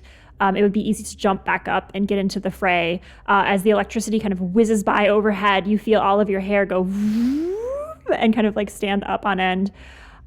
Cassandra, with your partial success, you are able to dive out of the way too, but I will give you a choice. Either you can successfully dive out of the way and not be impacted by this electricity, or you can dive the other direction and push Odie out of the way, because it doesn't look like he is going to be able to jump out of the way in time. Okay, well, this one's an easy choice. I push Odie out of the way. Kind of mid-flight, you see Cassandra's body like twist as she sees the trajectory of her escape, and then assesses Odie's terrified look as he's like clutching the dagger behind Cassandra, like, oh, just like staring ahead of him. You kind of like just avoid the direction you were heading, twist, and just like with this kind of wrenching motion of your body, shoulder check Odie. who then topples out of the way and kind of like skitters on his butt a little bit backwards. Cassandra, I would like you to mark 1 harm from the electric jolt as your body, much like Vara's hair, which is standing on end, you feel like all of the cells in your body are rising up in just like the frenetic energy that's coursing through you in this moment. The bolt fades away and the electricity dissipates from the air as Acropolis kind of like essentially does the blow on the gun motion with the vacuum attachment that shot out the electricity and says, "You sure you want to do this though?" As Spinelli is circling around on the side of you guys, trying to flank you. What do you guys do? There's a bunch of like workers around us, right? Indeed. All of them have stopped what they are doing, some of them still with wrenches in hand, and all you can kind of hear is the sloshing of the pipes along the walls as the liquids move around you. But everyone is just staring, kind of frozen in horror, doing one of those like, maybe if I don't move, they won't come after me. Can I manipulate, like there's manipulate someone as a move, but is there like a manipulate en masse? Like, I mean, my intention would be to inform them that those 2 people are specifically there to kill them, and we way outnumber them. Very much like A Bug's Life, we outnumber the grasshoppers sort of moment. In order to inspire a bit more backup. Yeah. Are you trying to just yell this out to everyone in the room? Yes. Okay. Roll to manipulate someone. I also use that as a persuade. Okay. And we'll see the outcome. Roll plus your charm. Am I charming? I have +1 to charm.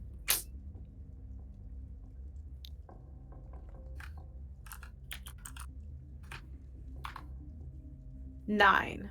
All right. On a 9, they'll do it. But only if you do something for them right now to show that you mean it. So they definitely believe these people are here to kill them. What they're not sure of is if they can trust you to save the day here. Like, they're not sure. It's kind of like they're not sure where to go that's safe. This is a long corridor filled with these pipes. So it's like the action is all happening near the exit. They're not really sure where to go or what to do. So that's what they're hoping you can prove is like, where is safety? What do you mean when you say that? Okay. So their prime motivation is that they want to be safe. That's not what I'm intending for them to feel. Oh, what was your intention? I apologize. Oh, no. I want them more to like stand with us.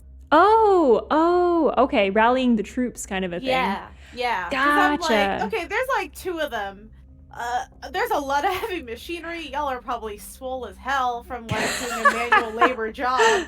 I'm assuming you can kick ass more than me, desk jockey, Cassandra, who is in fact a badass, and Odie with his little butter knife. Gotcha. Sorry, I misunderstood that. Yes, so same deal. They do believe that they are there to be killed in this moment. They'll do something for you if you can show them that you mean it. So show me Vara's best like commander moment to show them that you are the one in charge here and they need to rally behind you. Vara is not used to this. But she does recognize the need for it, and having had her worldview just shattered constantly has opened her eyes a lot. I'm not going to ruin my actual blazer, but like the little badge thing that I have, Vara's gonna rip that off of her blazer, throw it on the ground, and smash it with her hammer. Holy cow. I'm going to hold it up and just yell out to them. They're here to hurt us, as they've hurt us day in day out, as they've made us slave away and build their tubes, all for them to come in here and take away what we have left, which is our souls. Now we take a stand, and I just like fucking do whatever it is that I try to do with the hammer. I'm going to Spinelli's going around us, right? Yes, but let me... I'm going to, I mean, I don't know if it's as a part of the persuade part. Mhm. I'm going to try to smash her in the face. Okay. I thought you might be saying that. Nice. Let me resolve your epic moment here first. That was an awesome speech. So you see Vara with all of her just deference to the rules, to bureaucracy, to order and structure. Cassandra, you have seen the files she carries around, and it gets a little like ludicrous sometimes, the amount of paperwork that she files about everything. To see Vara smashing the badge that represents the company, that gave her literally her powers, her electric powers here, with the very tool that was given to her by the company. The badge just shatters into all of these different pieces.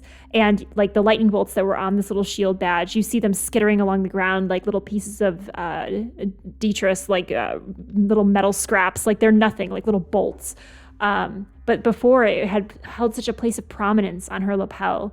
Her lapel looks naked without it. You've never seen her without this badge before. There's like little strings like hanging off where I literally ripped it off. There's like it's like the fabric's like a different color because it hasn't been off in so long. But the hammer, it pulses with energy. As you use the hammer though, Vara, you almost feel like a call and response from another hammer, very far away from yours, but still linked to it. The hammer of Crete, which you had linked in that moment of trust that you had tried to earn his trust earlier. It kind of pulses in a little bit of Morse that says basically the equivalent of like, interesting. I see yours, I'll show you mine, kind of a thing. Oh, no. And you in turn feel your hammer responding to the hammer of Crete, being used far, far away from here, but outputting a similar force of energy. And you kind of wonder, what did Crete do? What did Crete use the hammer on? What's going on? Is Delilah okay?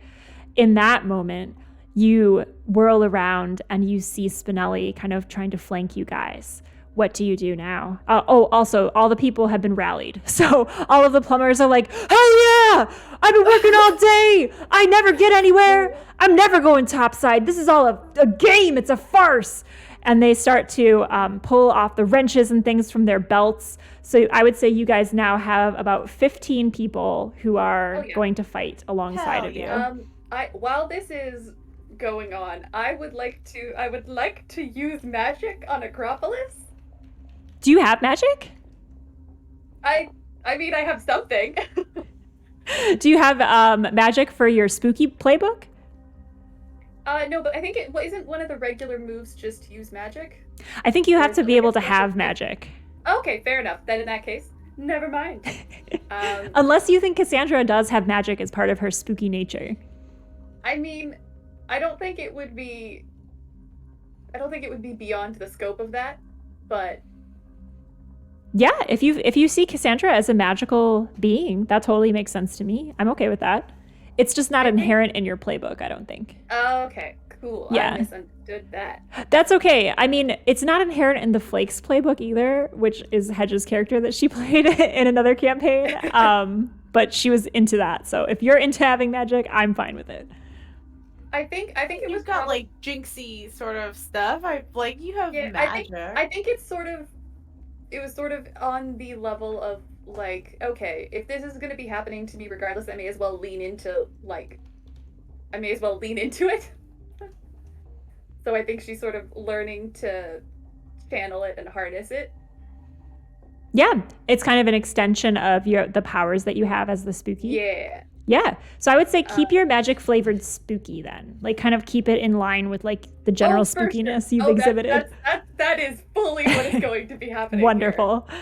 As I lock eyes with Acropolis, sort of hold my pendant and say, "Oh, I really do." And because one of the things I could do is try to trap a specific person.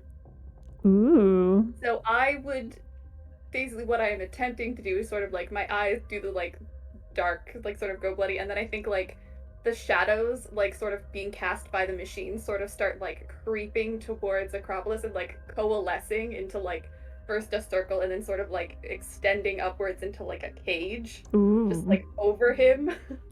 Awesome. Well, I mean, like, you're also very in tune to, like, spirits and people that have, like, died. I mean, how many workplace accidents have probably happened here that is, like, helping you manifest? Yeah. Ooh, so maybe it looks like shadows to everyone else, but to me, I'm seeing, the ghost of dead workers basically, like, building a cage. Oh my gosh, that's awesome. Roll use magic. Yep. Can I get my ongoing bonus against Acropolis? Because I don't. Because fuck him in particular. Because I'm tuned in to him and what he wants to, the people he wants to hurt. Mm-hmm. Please work. That's a 12. Hey, awesome. Yeah. Oh yeah. So I think that's the first 12 of the campaign that hasn't been like one of the luck points. So hey. I think so too.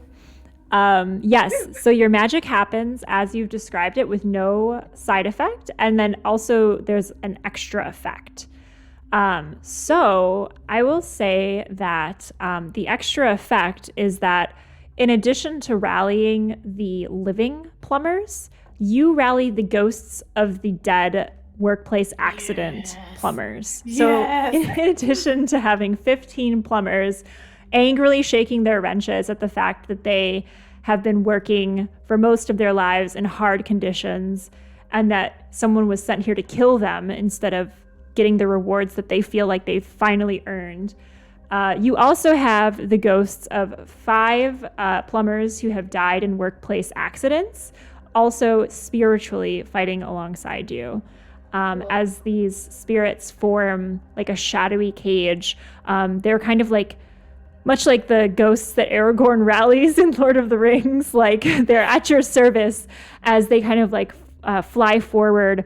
They look like normal humans, women and men, but just kind of like a little bit transparent. And to you, Cassandra, they do not incite any kind of terror or horror.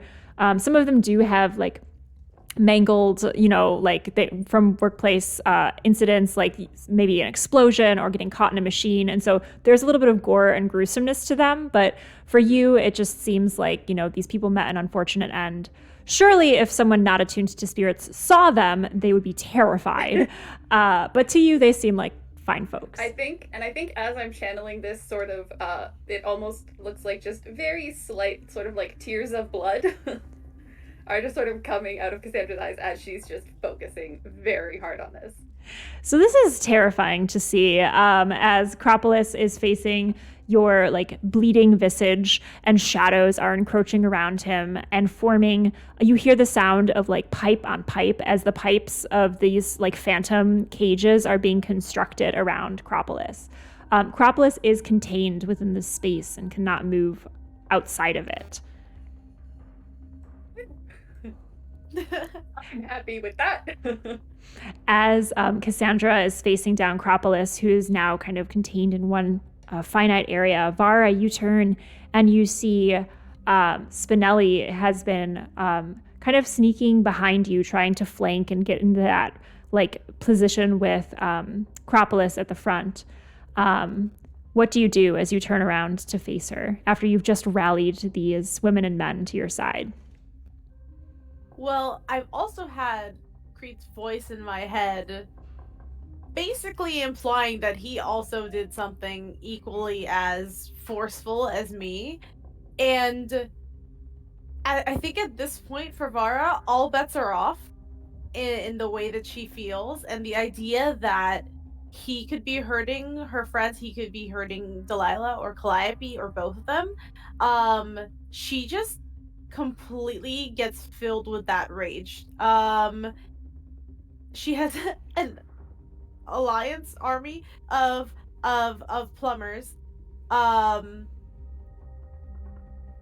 have my hammer out. I'm just going to swing it backwards and just scream, "Fuck them up!" and just try to like smash Spinelli in the face. That's literally Vara has gotten a little bit roughed up personality-wise from being the very organized pencil pusher that she's used to being. So yeah, I'm going to roll to kick some ass. Please do. to just get her have some hammer face time. Yep. I have +2 tough. This is my best stat. And use your hammer stat too for your weapon damage. What is my hammer stat? I have. Okay, hold on. Let me roll first to kick some ass.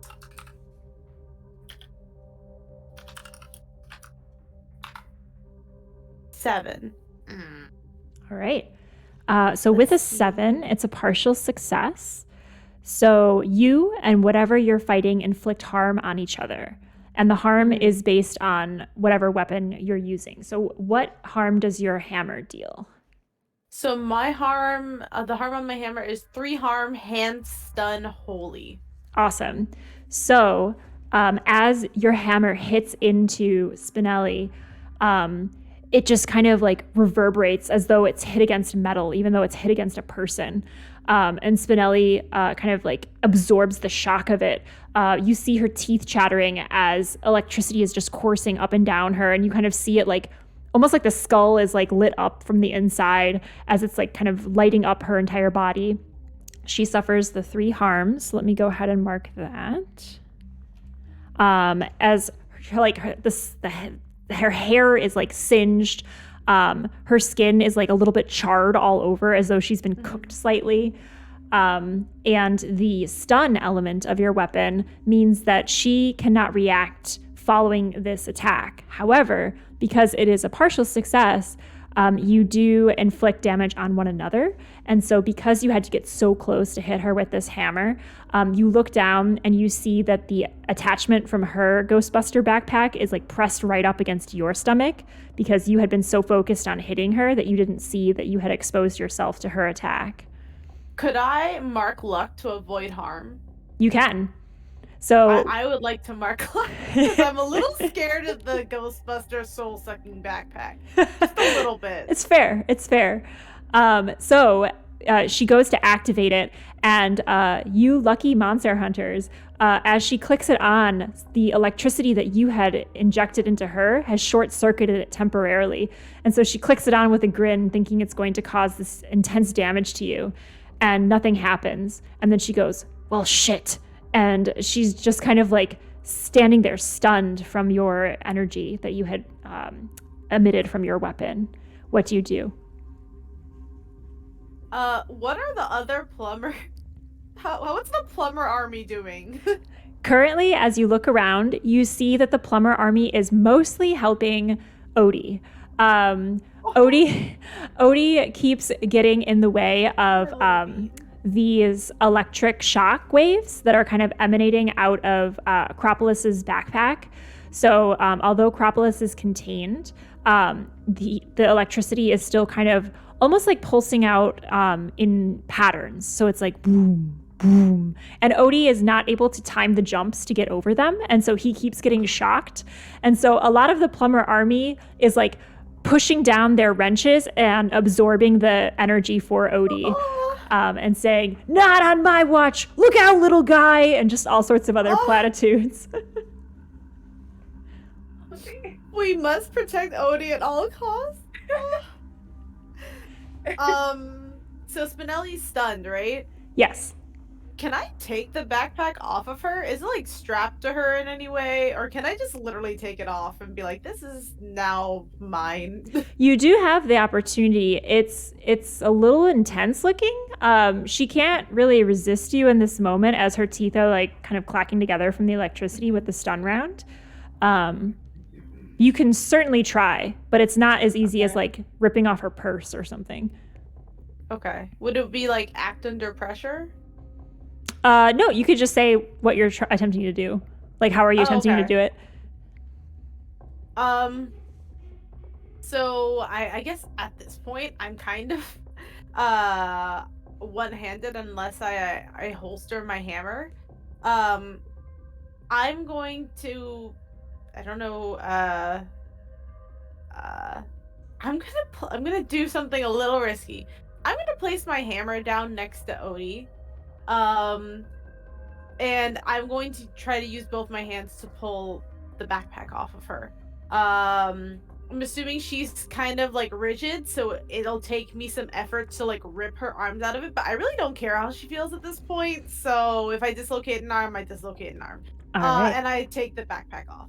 Okay. So as this is happening, the hammer is now near Odie, who is being protected by the army of plumbers who are basically taking the hit for Odie. Every time electricity comes near Odie, a plumber basically goes and like takes the energy instead of Odie. My hope is that like the hammer will be somewhat of a lightning rod, so if something comes near him, it'll just like go to path of least resistance, the hammer, and not hurt him. Yeah. That's my hope. It's definitely helping. Although Odie sees it and looks up at you, and you can see in his eyes that he's like, "Is this for me?" kind of a look. So that's happening.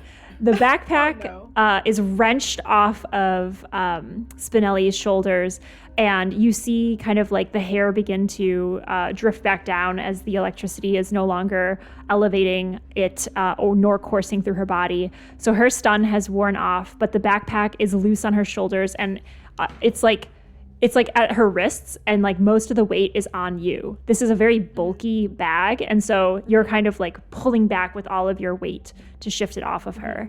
In this moment, Cassandra, your kind of spiritual prison of Acropolis has formed. He has still activated that part of his backpack that's shooting out electricity, pulsing out. What do you do? I would like to do what I said I was gonna do. I would like to, through the cage, shoot the backpack, specifically like one of the tubes where I can see stuff like circulating. Okay, I'm sorry, did you roll for that already? Did I miss that? I didn't, because I had to roll to roll to dodge. Oh, that's right. Yeah. Because you Gotcha. said I had to choose to do one or the other, and then with everything that was happening, and then Vara rallied everyone, so I was like, cool, I'm gonna do something different. So Cool. Now I'm doing the thing that I was going to do before. Awesome. Just want to make sure I didn't miss that one. Yes, Yeah. you can do that again. The situation has drastically changed. And so now you're kind of just steadying your weapon at him. And although he's trying to like give chase, like it's a very narrow area, so there's not many places he can move to get it out of your range. Mm-hmm. Okay, so I assume this is kick some ass. No, what you're just shooting it, right? Yeah, I'm trying to damage the backpack so that he can't use it anymore, is what I'm trying to accomplish. Awesome. So this would actually be act under pressure, as you're trying to like line up this shot perfectly. Okay. Do I get the bonus from my ongoing? Against this guy? Yeah. Okay, cool. I just like to check that. Then It's that personal vendetta against personal vendetta against this one dude. Sorry. Okay, then that's just a flat 2d6. A 9! Yay, I will take it. All right. So you do what you set out to do. So you shoot into the backpack. And again, remind me of your intention in hitting the backpack. Do you want to disable it? Do you want to? Yeah, I basically want to disable it. To essentially, I just want him to not be able to use it anymore. Okay.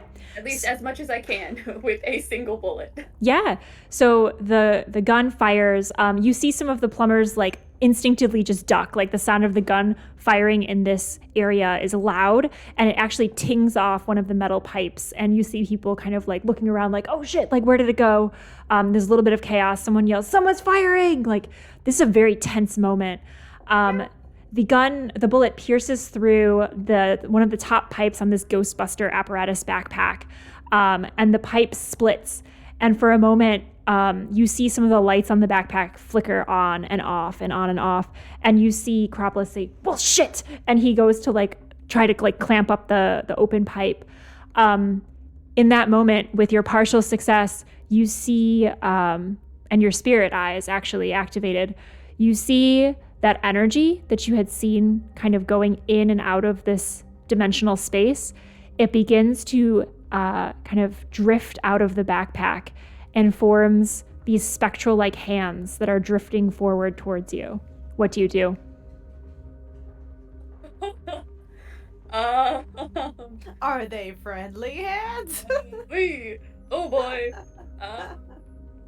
Hey, Jesus, I don't even... No.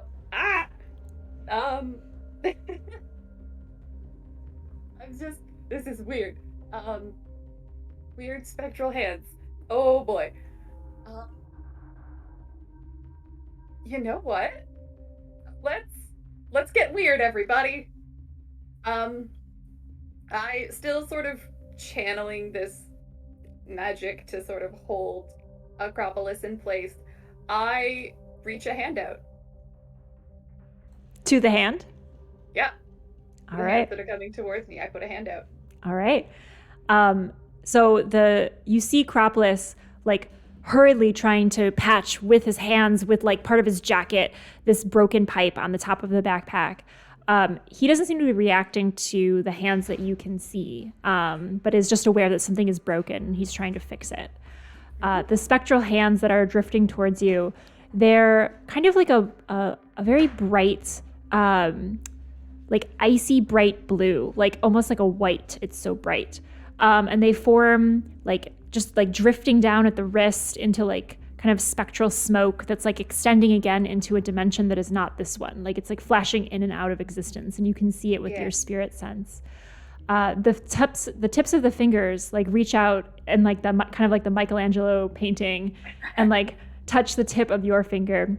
And in that moment, in that flash of touch with this spectral being, Cassandra, you begin to feel the reality around you shift.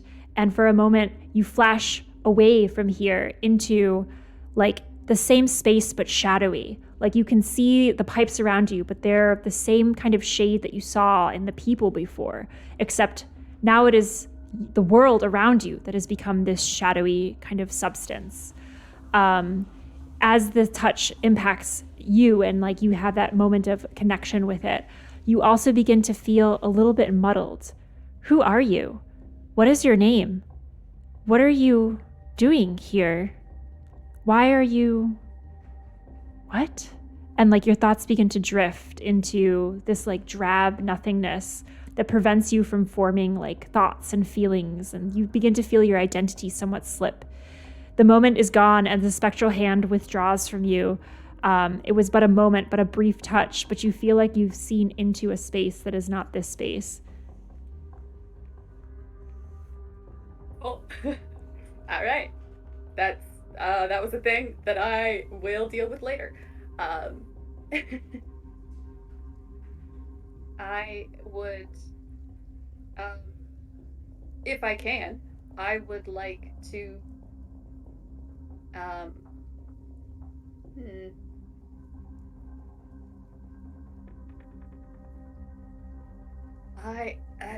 don't know what I want to do next. Is she like, can I see her? Is she like still there? What you saw was Cassandra reach out to the air, and then in the moment her hand was extended, her whole body kind of flickered out like a light and then flickered back on quickly. So you did see her kind of disappear for a moment. Okay. I did say we were going to get weird.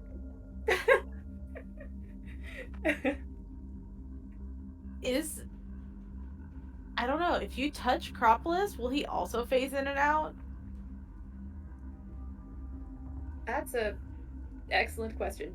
Because it'd be cool if there was a way to phase him in and leave him there. Yeah, I think I'm going to basically walk up to the edge of the little cage that I have put Acropolis in, and I'm just going to, I think, still have the gun just sort of at my side. I mean, or you could shoot him in the shoulder. There's a lot of options. Oh, actually, that's a good point. I would like to shoot him in his left shoulder. Easy enough to do. The gun fires again, and again the plumbers, some are like, hit the deck! And one of them actually jumps on top of Odie, who they've determined is completely helpless in this situation. Just as Odie is reaching out to pick up the hammer and like take his moment of glory, he's tackled by a giant plumber and kind of pushed into the corner, and he's like, oof, my hammer! As he's like pushed over. The gun does fire into the shoulder, and you hear Acropolis like wince in pain as it exits, and he kind of like hunches over. He's now bleeding from both shoulders. And what harm does your gun deal?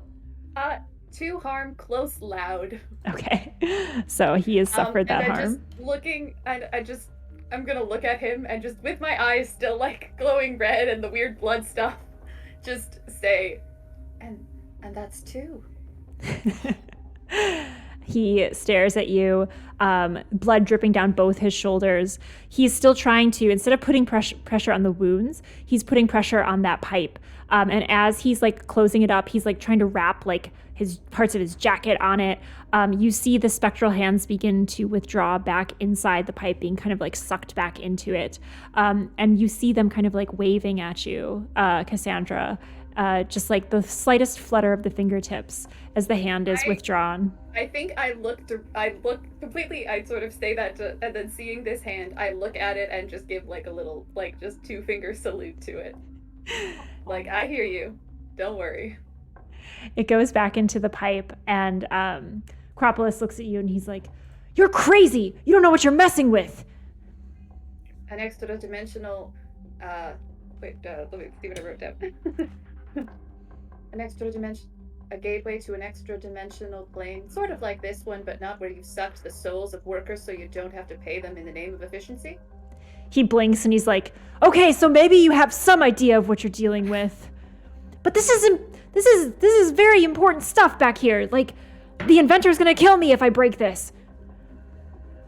Sounds like I've already ruined both your shoulders. I think you should be a bit more worried about me right now. He looks at you and kind of scoffs, and he's like, "These are flesh wounds. I can get patched up, no problem. I'm on Olympus. And you're gonna let us go soon anyway, I imagine."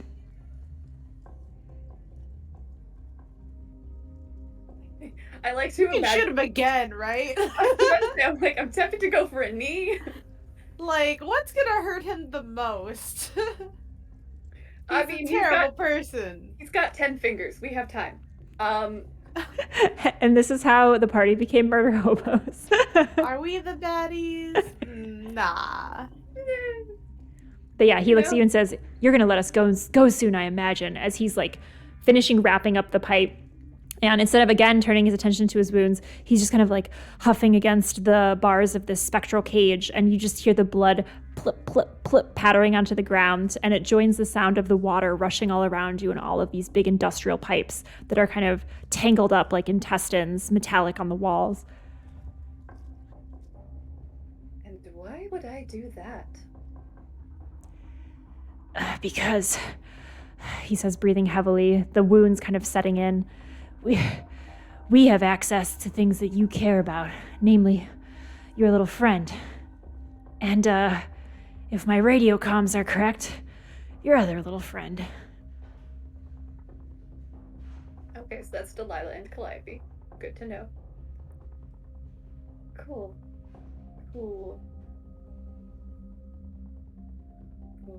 Wait, he has a radio?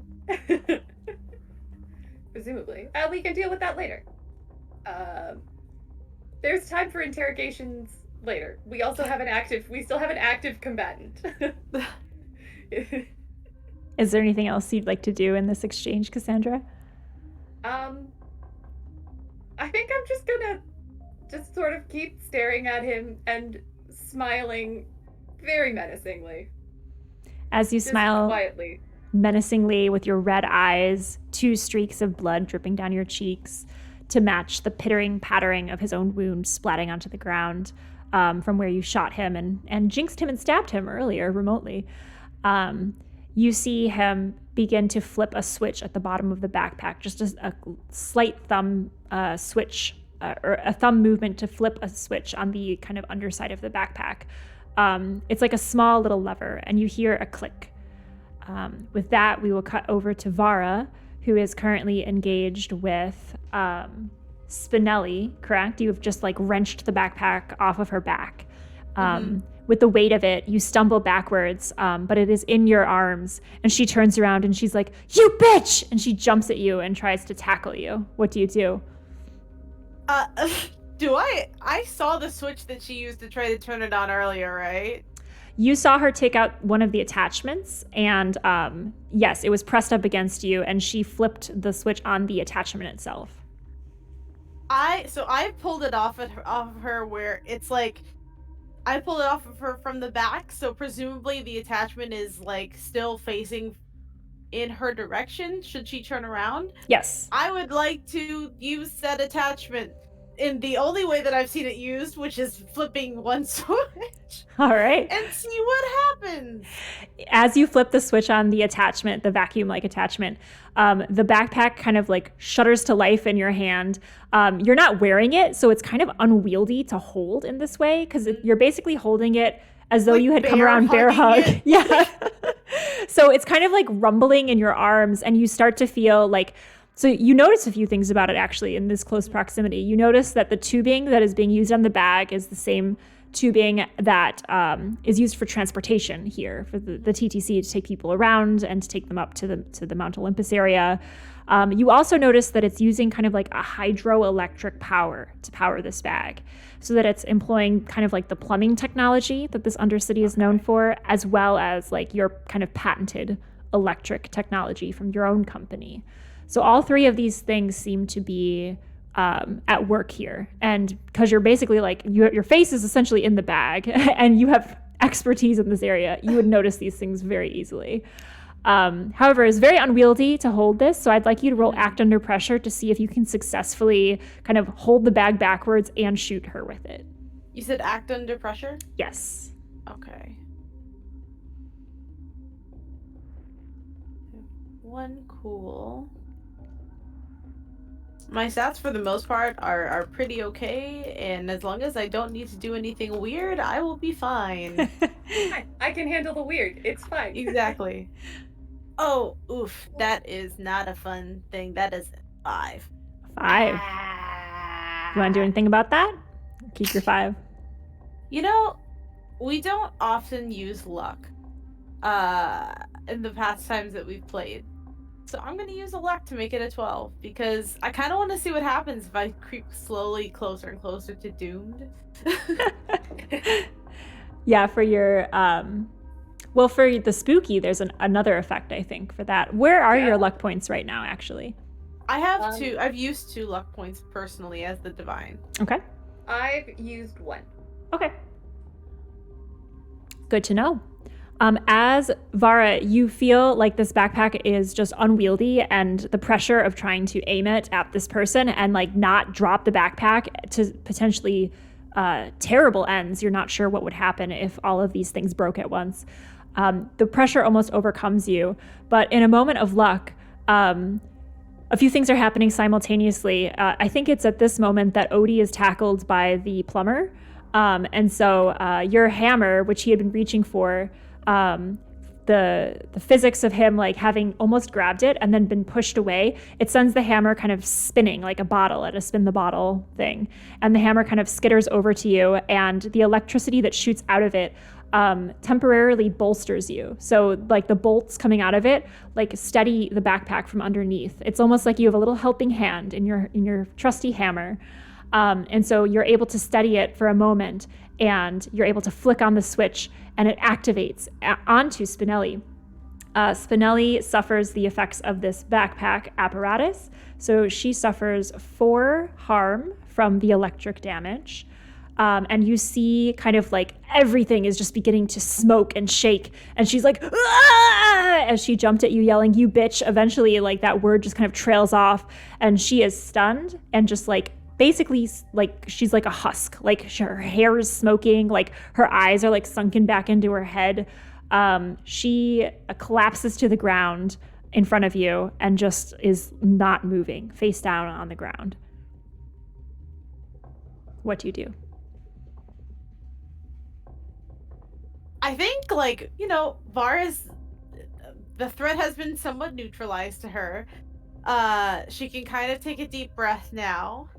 And then she freaks the absolute fuck out, because this is, like, so far outside of anything she's done. She's like, because she's realizing she's like killed someone most likely. So she's now having a bit of a panic attack after having kind of come down from the high of being cool and fighting for her life and the adrenaline part of it. Very kind of deflated after that, and now is like, oh. So yeah, she's just gonna freak the fuck out, basically. Similar to what I would do in that situation. I would very much fetal position, but I think she's just gonna kind of fall back, holding the backpack, realizing that this is like maybe like Spinelli's soul inside, and like pushing it to the side and just like. As Vara is processing this, Cassandra, in this moment, you see the bottom of the backpack switch flip that Acropolis has kind of just like smiled and done so. And you see, you particularly see Acropolis turn into that type of shade person for a moment. Just a half second. It seems you also see the backpack begin to leach some of that energy out, that like icy blue energy into Acropolis. And it's just a moment's time as he steps backwards through your spectral prison and goes through it and escapes the prison that you have put around him. The switch flips again, and he is then solid on the outside of the prison. He smiles, and without saying anything, turns and points the vacuum over at Odie and fires a bolt of electricity over at Odie. What do you do?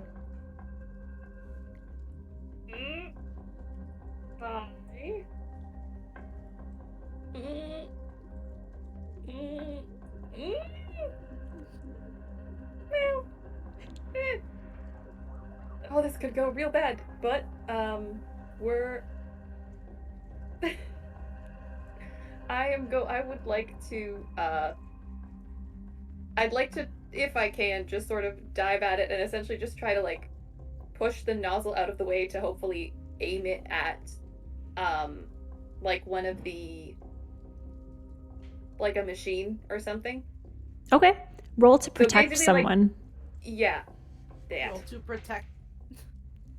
Roll to protect Odie. Okay. I don't think I ever cared so much about an NPC. I know. To die. I'm like, no, Odie needs to be okay. Oh, shit. Holy fuck, 11. Wow. Yes. So. Yes, this he is my lives. That's a success.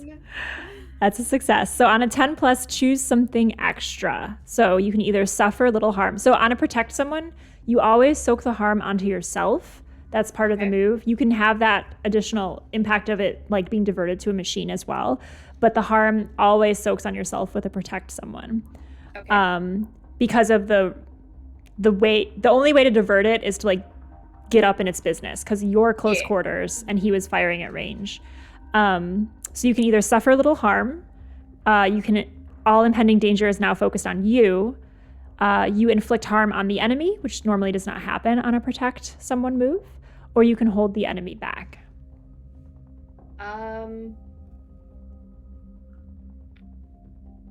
I think I'll have the effect be that I will suffer less harm. Okay.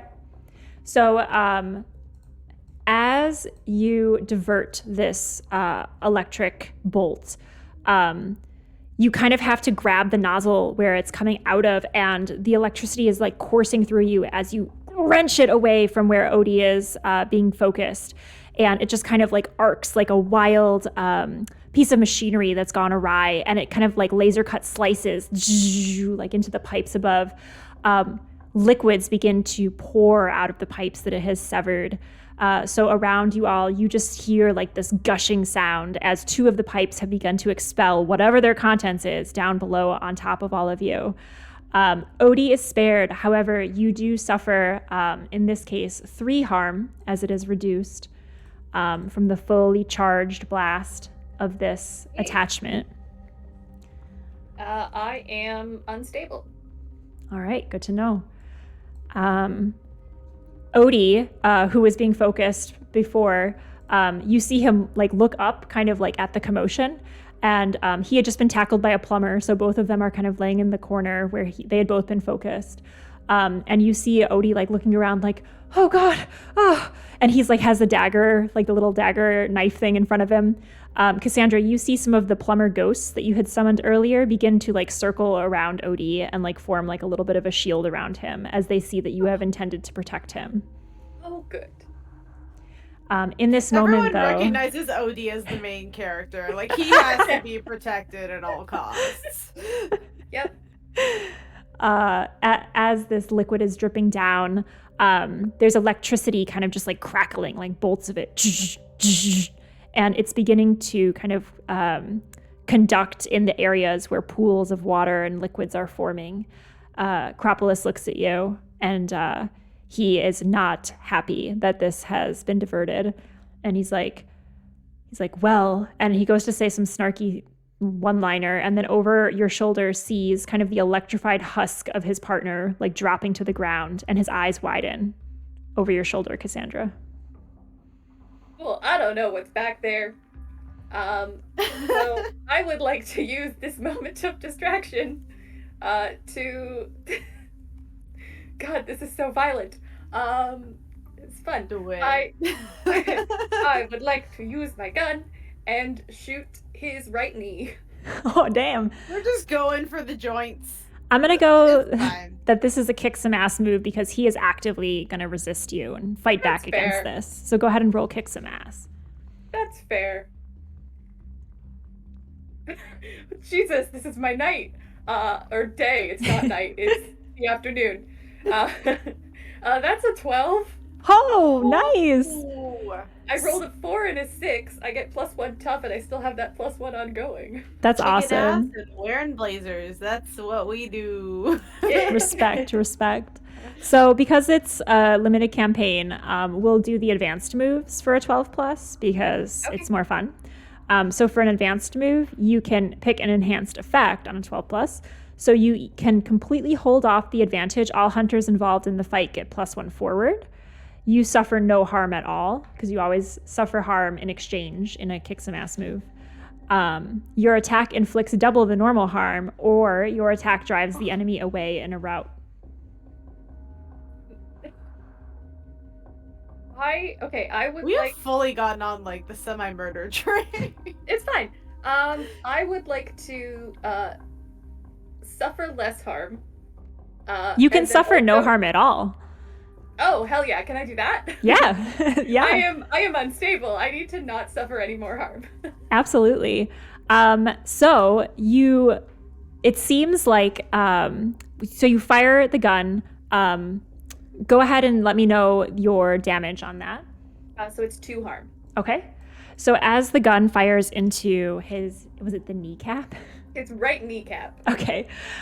He winces, and at this point, like pretty much all sides of him are bleeding. Yep.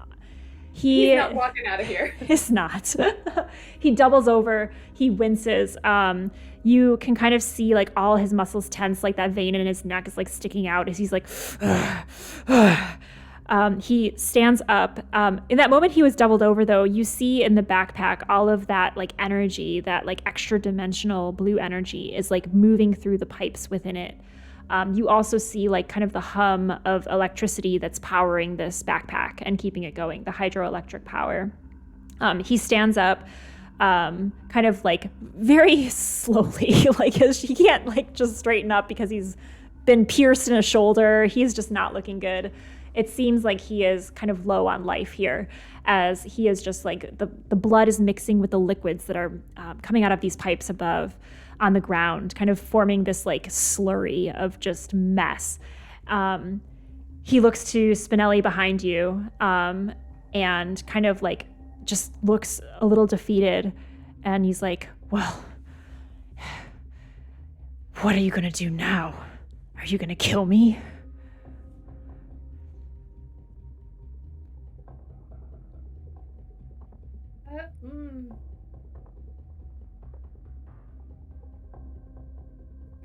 Thinking about what to say. I mean, the suspense of you not responding is probably more frightening, honestly, as you like actively contemplate his life. Not if you tell me how to get to the Inventor. I can make it so. Just give me your word that you'll let me go. You have my word. Here. Do I need to roll because I am lying? Oh, then, yes. I mean, you could say you'll let him go, but also, like, shoot out all his limbs. Like, I don't know how he's gonna get there. Then yes. Yes, spooky Cassandra. Also, my dark side is about secrets and paranoia, so this feels like the type of thing that I'd be like, yeah, I'll let you go. Yeah, I'll do it. Sure. Awesome. Yes, please roll to manipulate someone. That's a 10. Oh my god. Nice. What the hell? That's amazing. On a 10. Look at your rolls. Holy moly. Jesus Christ. I have to say that doing that tune in to Acropolis has been like the best decision I've ever made. On a 10, they'll do it for the reason you gave them. If you ask too much, they'll tell you the minimum it would take for them to do it. So in this moment, he wants to live. And so the minimum it would take for him to give you access to the Inventor is for you to guarantee his safety. So he's like, very well. And he's like breathing heavily. He looks like he's about to die. Like the blood is like, the color is like draining from his face. He is not in good shape. He's essentially like bleeding out from all of these wounds. He doesn't feel like he has a lot left, but he doesn't also want to be killed here by you either. So he reaches into his pocket and he pulls out what appears to be some kind of badge. And he's holding it in his like slippery, bloody hand. And he like has it close to his chest still. And he's like, I can give you access, but you've got to let me live.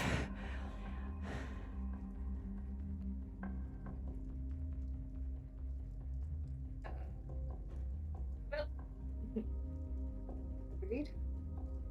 Sorry, can you say it again? Agreed. He looks over she is mentally crossing her fingers behind her back. He looks over his shoulder at like the form of his fallen friend on the ground and like looks to you. You undersiders. How can I trust you? Well, you see, before I lived down here, did we come up with a last name for me? Probably not. Probably not. I feel like it was a first name basis ruse. It was definitely a first name basis. And I basically, I'm gonna name drop the fact that before I was a downside or whatever the term he used, I'm gonna say before I was one of those, I was a scion of the house that I was, like the family that I was a part of. Yeah. Do you want to come up with a name? Any name I come up with is just gonna be some weird Greek thing. Love it. We are all about the weird Greek things this whole campaign. Like, so let's go. Well, you know, let's just actually that works. Troy. Nice. Because Cassandra was a princess of Troy. Love it. So you say that you were from the house, Well, before I was a downsider, I was a scion of the House of Troy. He takes a moment to process that through the haze of pain and like the sense of like numbing of his own limbs and fear of his own death. He like focuses in on that and like you see something click and he just starts to laugh and he's like, it all makes sense now. You're that freak. You're that freak of a kid. You got kicked out. It makes so much sense now. Never let it be said I'm not consistent. He just shoves over the badge at you and he's like, keep your word, Troy. And just kind of like shoves it in your chest and like there's like a bloody print where it hits on your torso. Yep. So this is how I get in somehow, which is great. So I'm gonna look at him and say, oh, don't worry, I'm going to do exactly what I learned as Cassandra Troy, and I'm going to turn the safety on my gun, holster it, and then draw my knife and slit his throat. Fantastic, I love it. All right, I was going to say... He was asking to be stabbed, so I mean... I was going to say, I'm going to give Vara an opportunity to react to this. So you see Cassandra, like, putting away her weapon and taking out this knife and moving towards him. Does Vara do anything? No. I don't think I have the emotional capacity after the day that has happened to stop anything. So I watch it happen. I don't even think I try to call out to soothe her. I just let it happen. And Vara, as you kind of look up through your traumatized gaze at Cassandra in the distance, you see kind of like a Kill Bill motion whoosh, of like this quick like motion of the arm, and then like the blood splatter in a line behind him from the throat slitting, as Cassandra is just standing there with the bloody dagger in a pool of blood and liquid that's dripping down from these broken pipes. You all begin to smell the scent, unmistakable, of sewage, as one of these pipes has burst from the sewer line. And also the smell of kind of caustic chemicals. And you hear like sizzling as these chemicals are beginning to eat away and erode at anything that they touch. Cassandra, you're kind of standing in a pile of this. The backpack has fallen into the pile as well, and you kind of hear it begin to sizzle as the caustic liquid begins to touch it. Feels fine. That I feel like disposing of this weapon is a positive thing. So I'm going to, still with red eyes, sort of, actually I'm gonna bend down, clean the knife on Acropolis's like jacket. Sheath it, walk over to Vara, sort of help her to her feet, and then look at all the plumbers, and including the dead ones. And just say, we really need to get out of here before there's a worse workplace accident.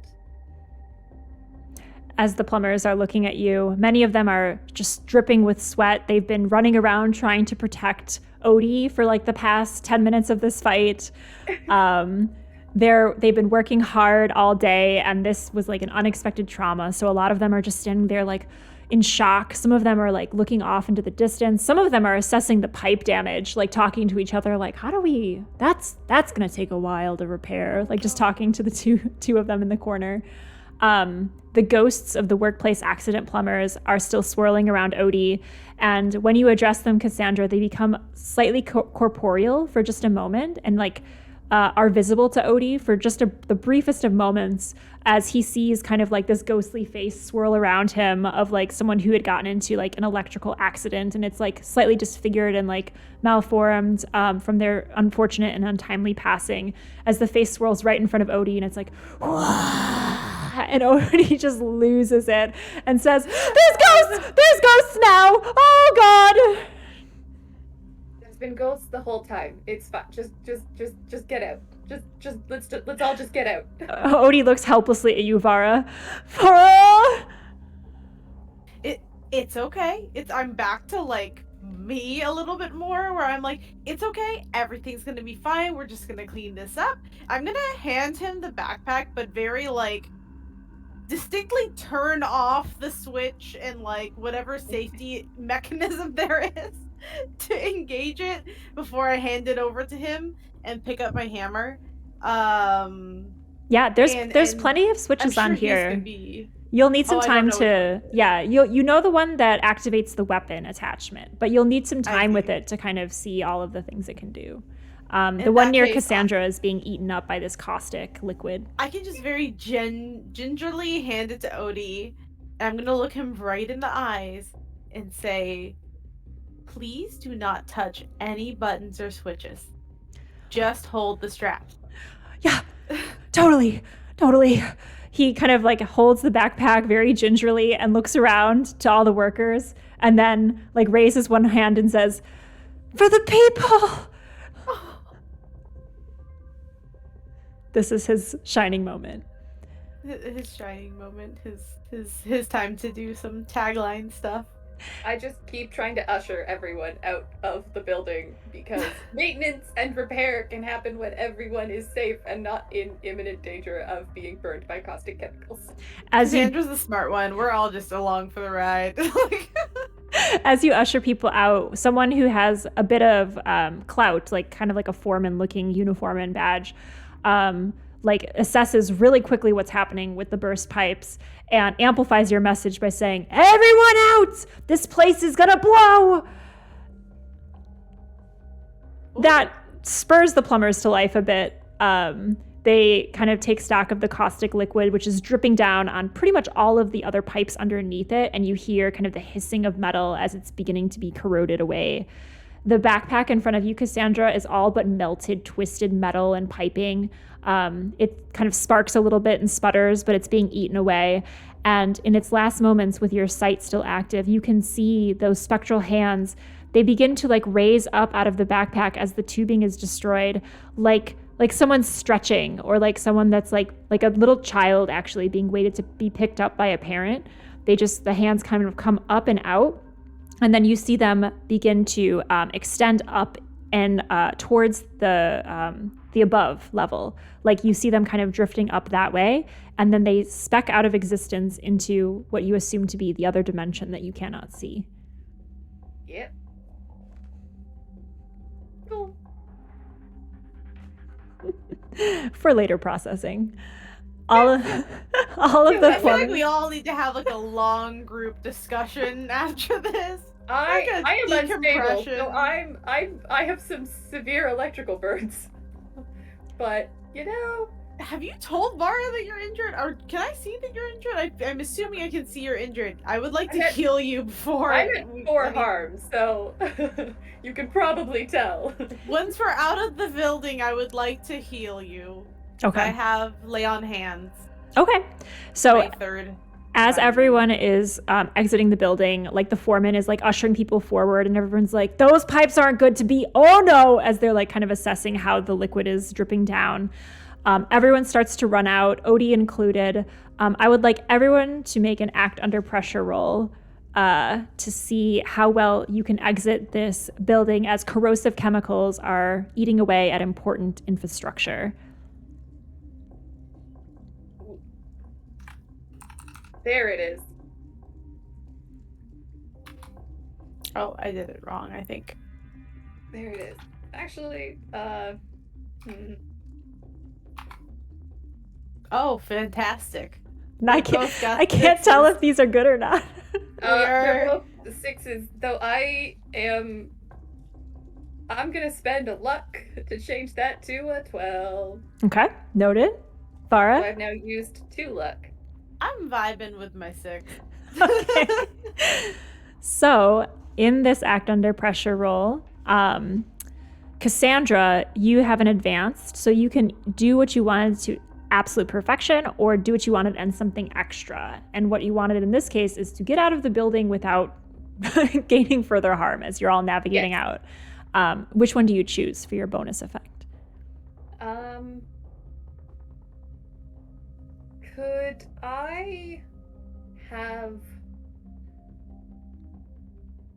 I assist Vara? I just blanked on that name. Could my sort of extra effect be a helping Vara get out? Or is that helping Vara get out? So you could do a help move on Vara's roll, but did you roll a 5 or a 6, Vara? I rolled a 6. And what did Vara roll? I rolled a 6. Okay, so you could do a help out move to help Vara, but that'd be a separate thing. So I would say choose a different effect for your bonus effect. Then it's an extra thing. I can't think of anything. Go for like the cool cinematic flourish. So basically the scene, I'll set the scene for you. All of the plumbers, all of the ghost plumbers, your team, so Vara, Cassandra, and Odie, are all exiting this building as the pipes are like hissing and sizzling behind you with this caustic liquid. And then there's like a huge rumble and like an explosion begins to build in like the center of the building with like the fire beginning to come out and like extending in like that little mushroom cloud, like building up heat and pressure as you're all running forward. So I think what happens is as I'm sort of going, I sort of see that maybe Odie, it seems like he's like falling behind a bit.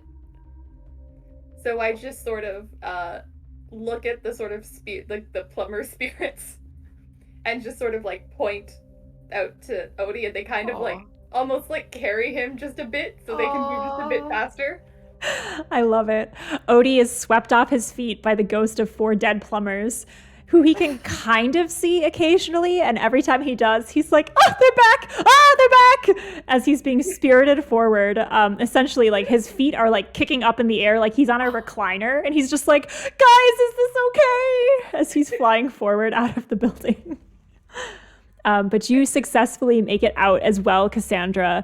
Kind of a little bit bedraggled, a little bit like electrocuted and like breathing heavily with like just those well-worn funnels of blood tears like streaking down your cheek still from your sight. But you are able to exit successfully. Would you like to roll to help out Vara in your escape as well? It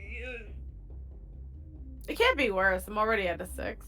Maybe. It would just expose you to whatever's going to happen to Vara. Expose me to whatever's happening. Oh, that's true. I feel like I'm probably. You're not very healthy, so yeah. I think this is also probably a case of like Vara can take care of herself. I need to make sure Odie's okay. So I was probably too focused on Odie to really like help out Vara. Makes sense. Odie probably does need the most help out of everyone here. Yes. Vara, truly. As you're exiting the building, you're kind of like being swept up with all of these plumbers who are like, go, go, go, this place is gonna go. As you're making your way through these like very metallic tunnels, there's like grates under your feet and everyone's boots are clanging on them. You're holding the backpack still, I assume? Mm-hmm. Oh, no, I gave it to Odie. No, Odie has it. Oh, Odie has it. Oh, That's right. why he needed help being carried, because he had this backpack that was slowing him down. Gigantic backpack that he could not handle. So in addition to being spirited by these ghost plumbers, he also has the look of like a turtle that can't flip back over because it's so heavy. So he's just kind of like, completely pinned on his back. So Vara, as you're running, I would say you do make it out. However, you're kind of like the last one out. And the reason you're delayed is because it's like the very end of the tether between your hammer and the hammer of our good friend, good old, what's his face, Crete. It's like the very end of your tether, and like you can kind of like just like a Zoom call running out of time, and it's letting you know like, hey, this room's closing up. Like you have that like impending sense that the connection is severed. And in the last seconds, there's a huge pulse of energy on the other end, except it's not Crete using his hammer. Somehow Crete is sending that energy through to your hammer. You didn't even know this was possible. And the hammer is lit up in your hands and burns you. And you kind of have the sense of like when whatever Morse code is sent through your weapons, Crete saying, just a little calling card, as you suffer 2 harm from the electric burn of Crete's hammer through your own. And the pain is just enough to distract you as the blast catches you from behind and ejects you as the last one out of the building. You suffer 1 more point of harm from the explosion, propelling you forward and landing you in the dirt in front of everyone else as the building begins to just kind of crumble and set ablaze behind you. I'm officially unstable. Yeah! Unstable team. And I think that is where we will end today's session with our 2 unstable monster hunters. Having survived this fight, Odie has the backpack on his back, kind of tottering around. Hopefully that's not a mistake. Being held up by ghosts. As all of these plumbers are kind of in a little bit of a circle around you, staring at the three of you in confusion and some abject horror, as a few of them are turning around and watching their life's work crumble behind them in a fiery blaze, as the monster hunters are lit up in the background, kind of silhouetted by this explosion. What are the final poses of the team? Vara, what is your pose? I'm pretty sure I'm face down on the ground. At this point, it's been a long day. No one has fed Benjamin yet, and I really need to get back to him. And I'm just lying there. It is just to the side. If there was a camera, it would pan to ground level with me, where I'm just okay. Cassandra, what is your pose?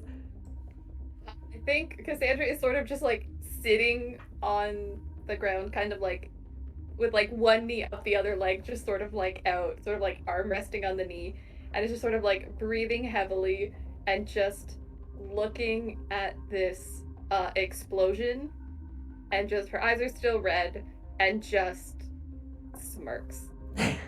Love it.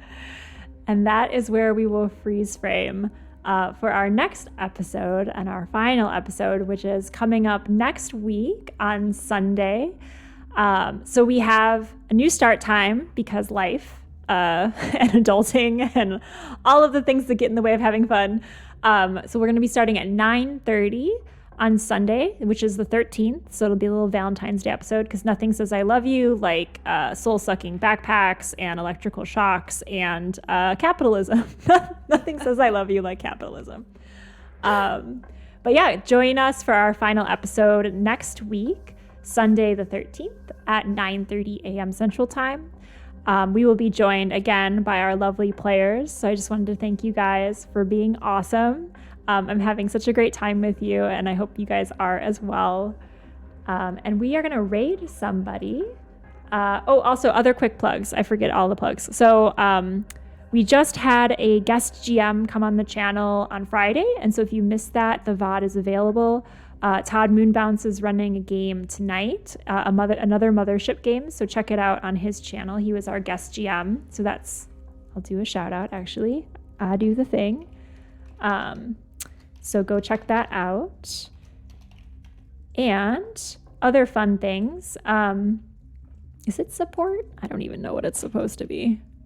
Shout out, I think. There we go. I know my own commands. No, I don't. I don't know them at all. Go check them out. Oh, there we go. Thanks, Stream Elements, for humoring me.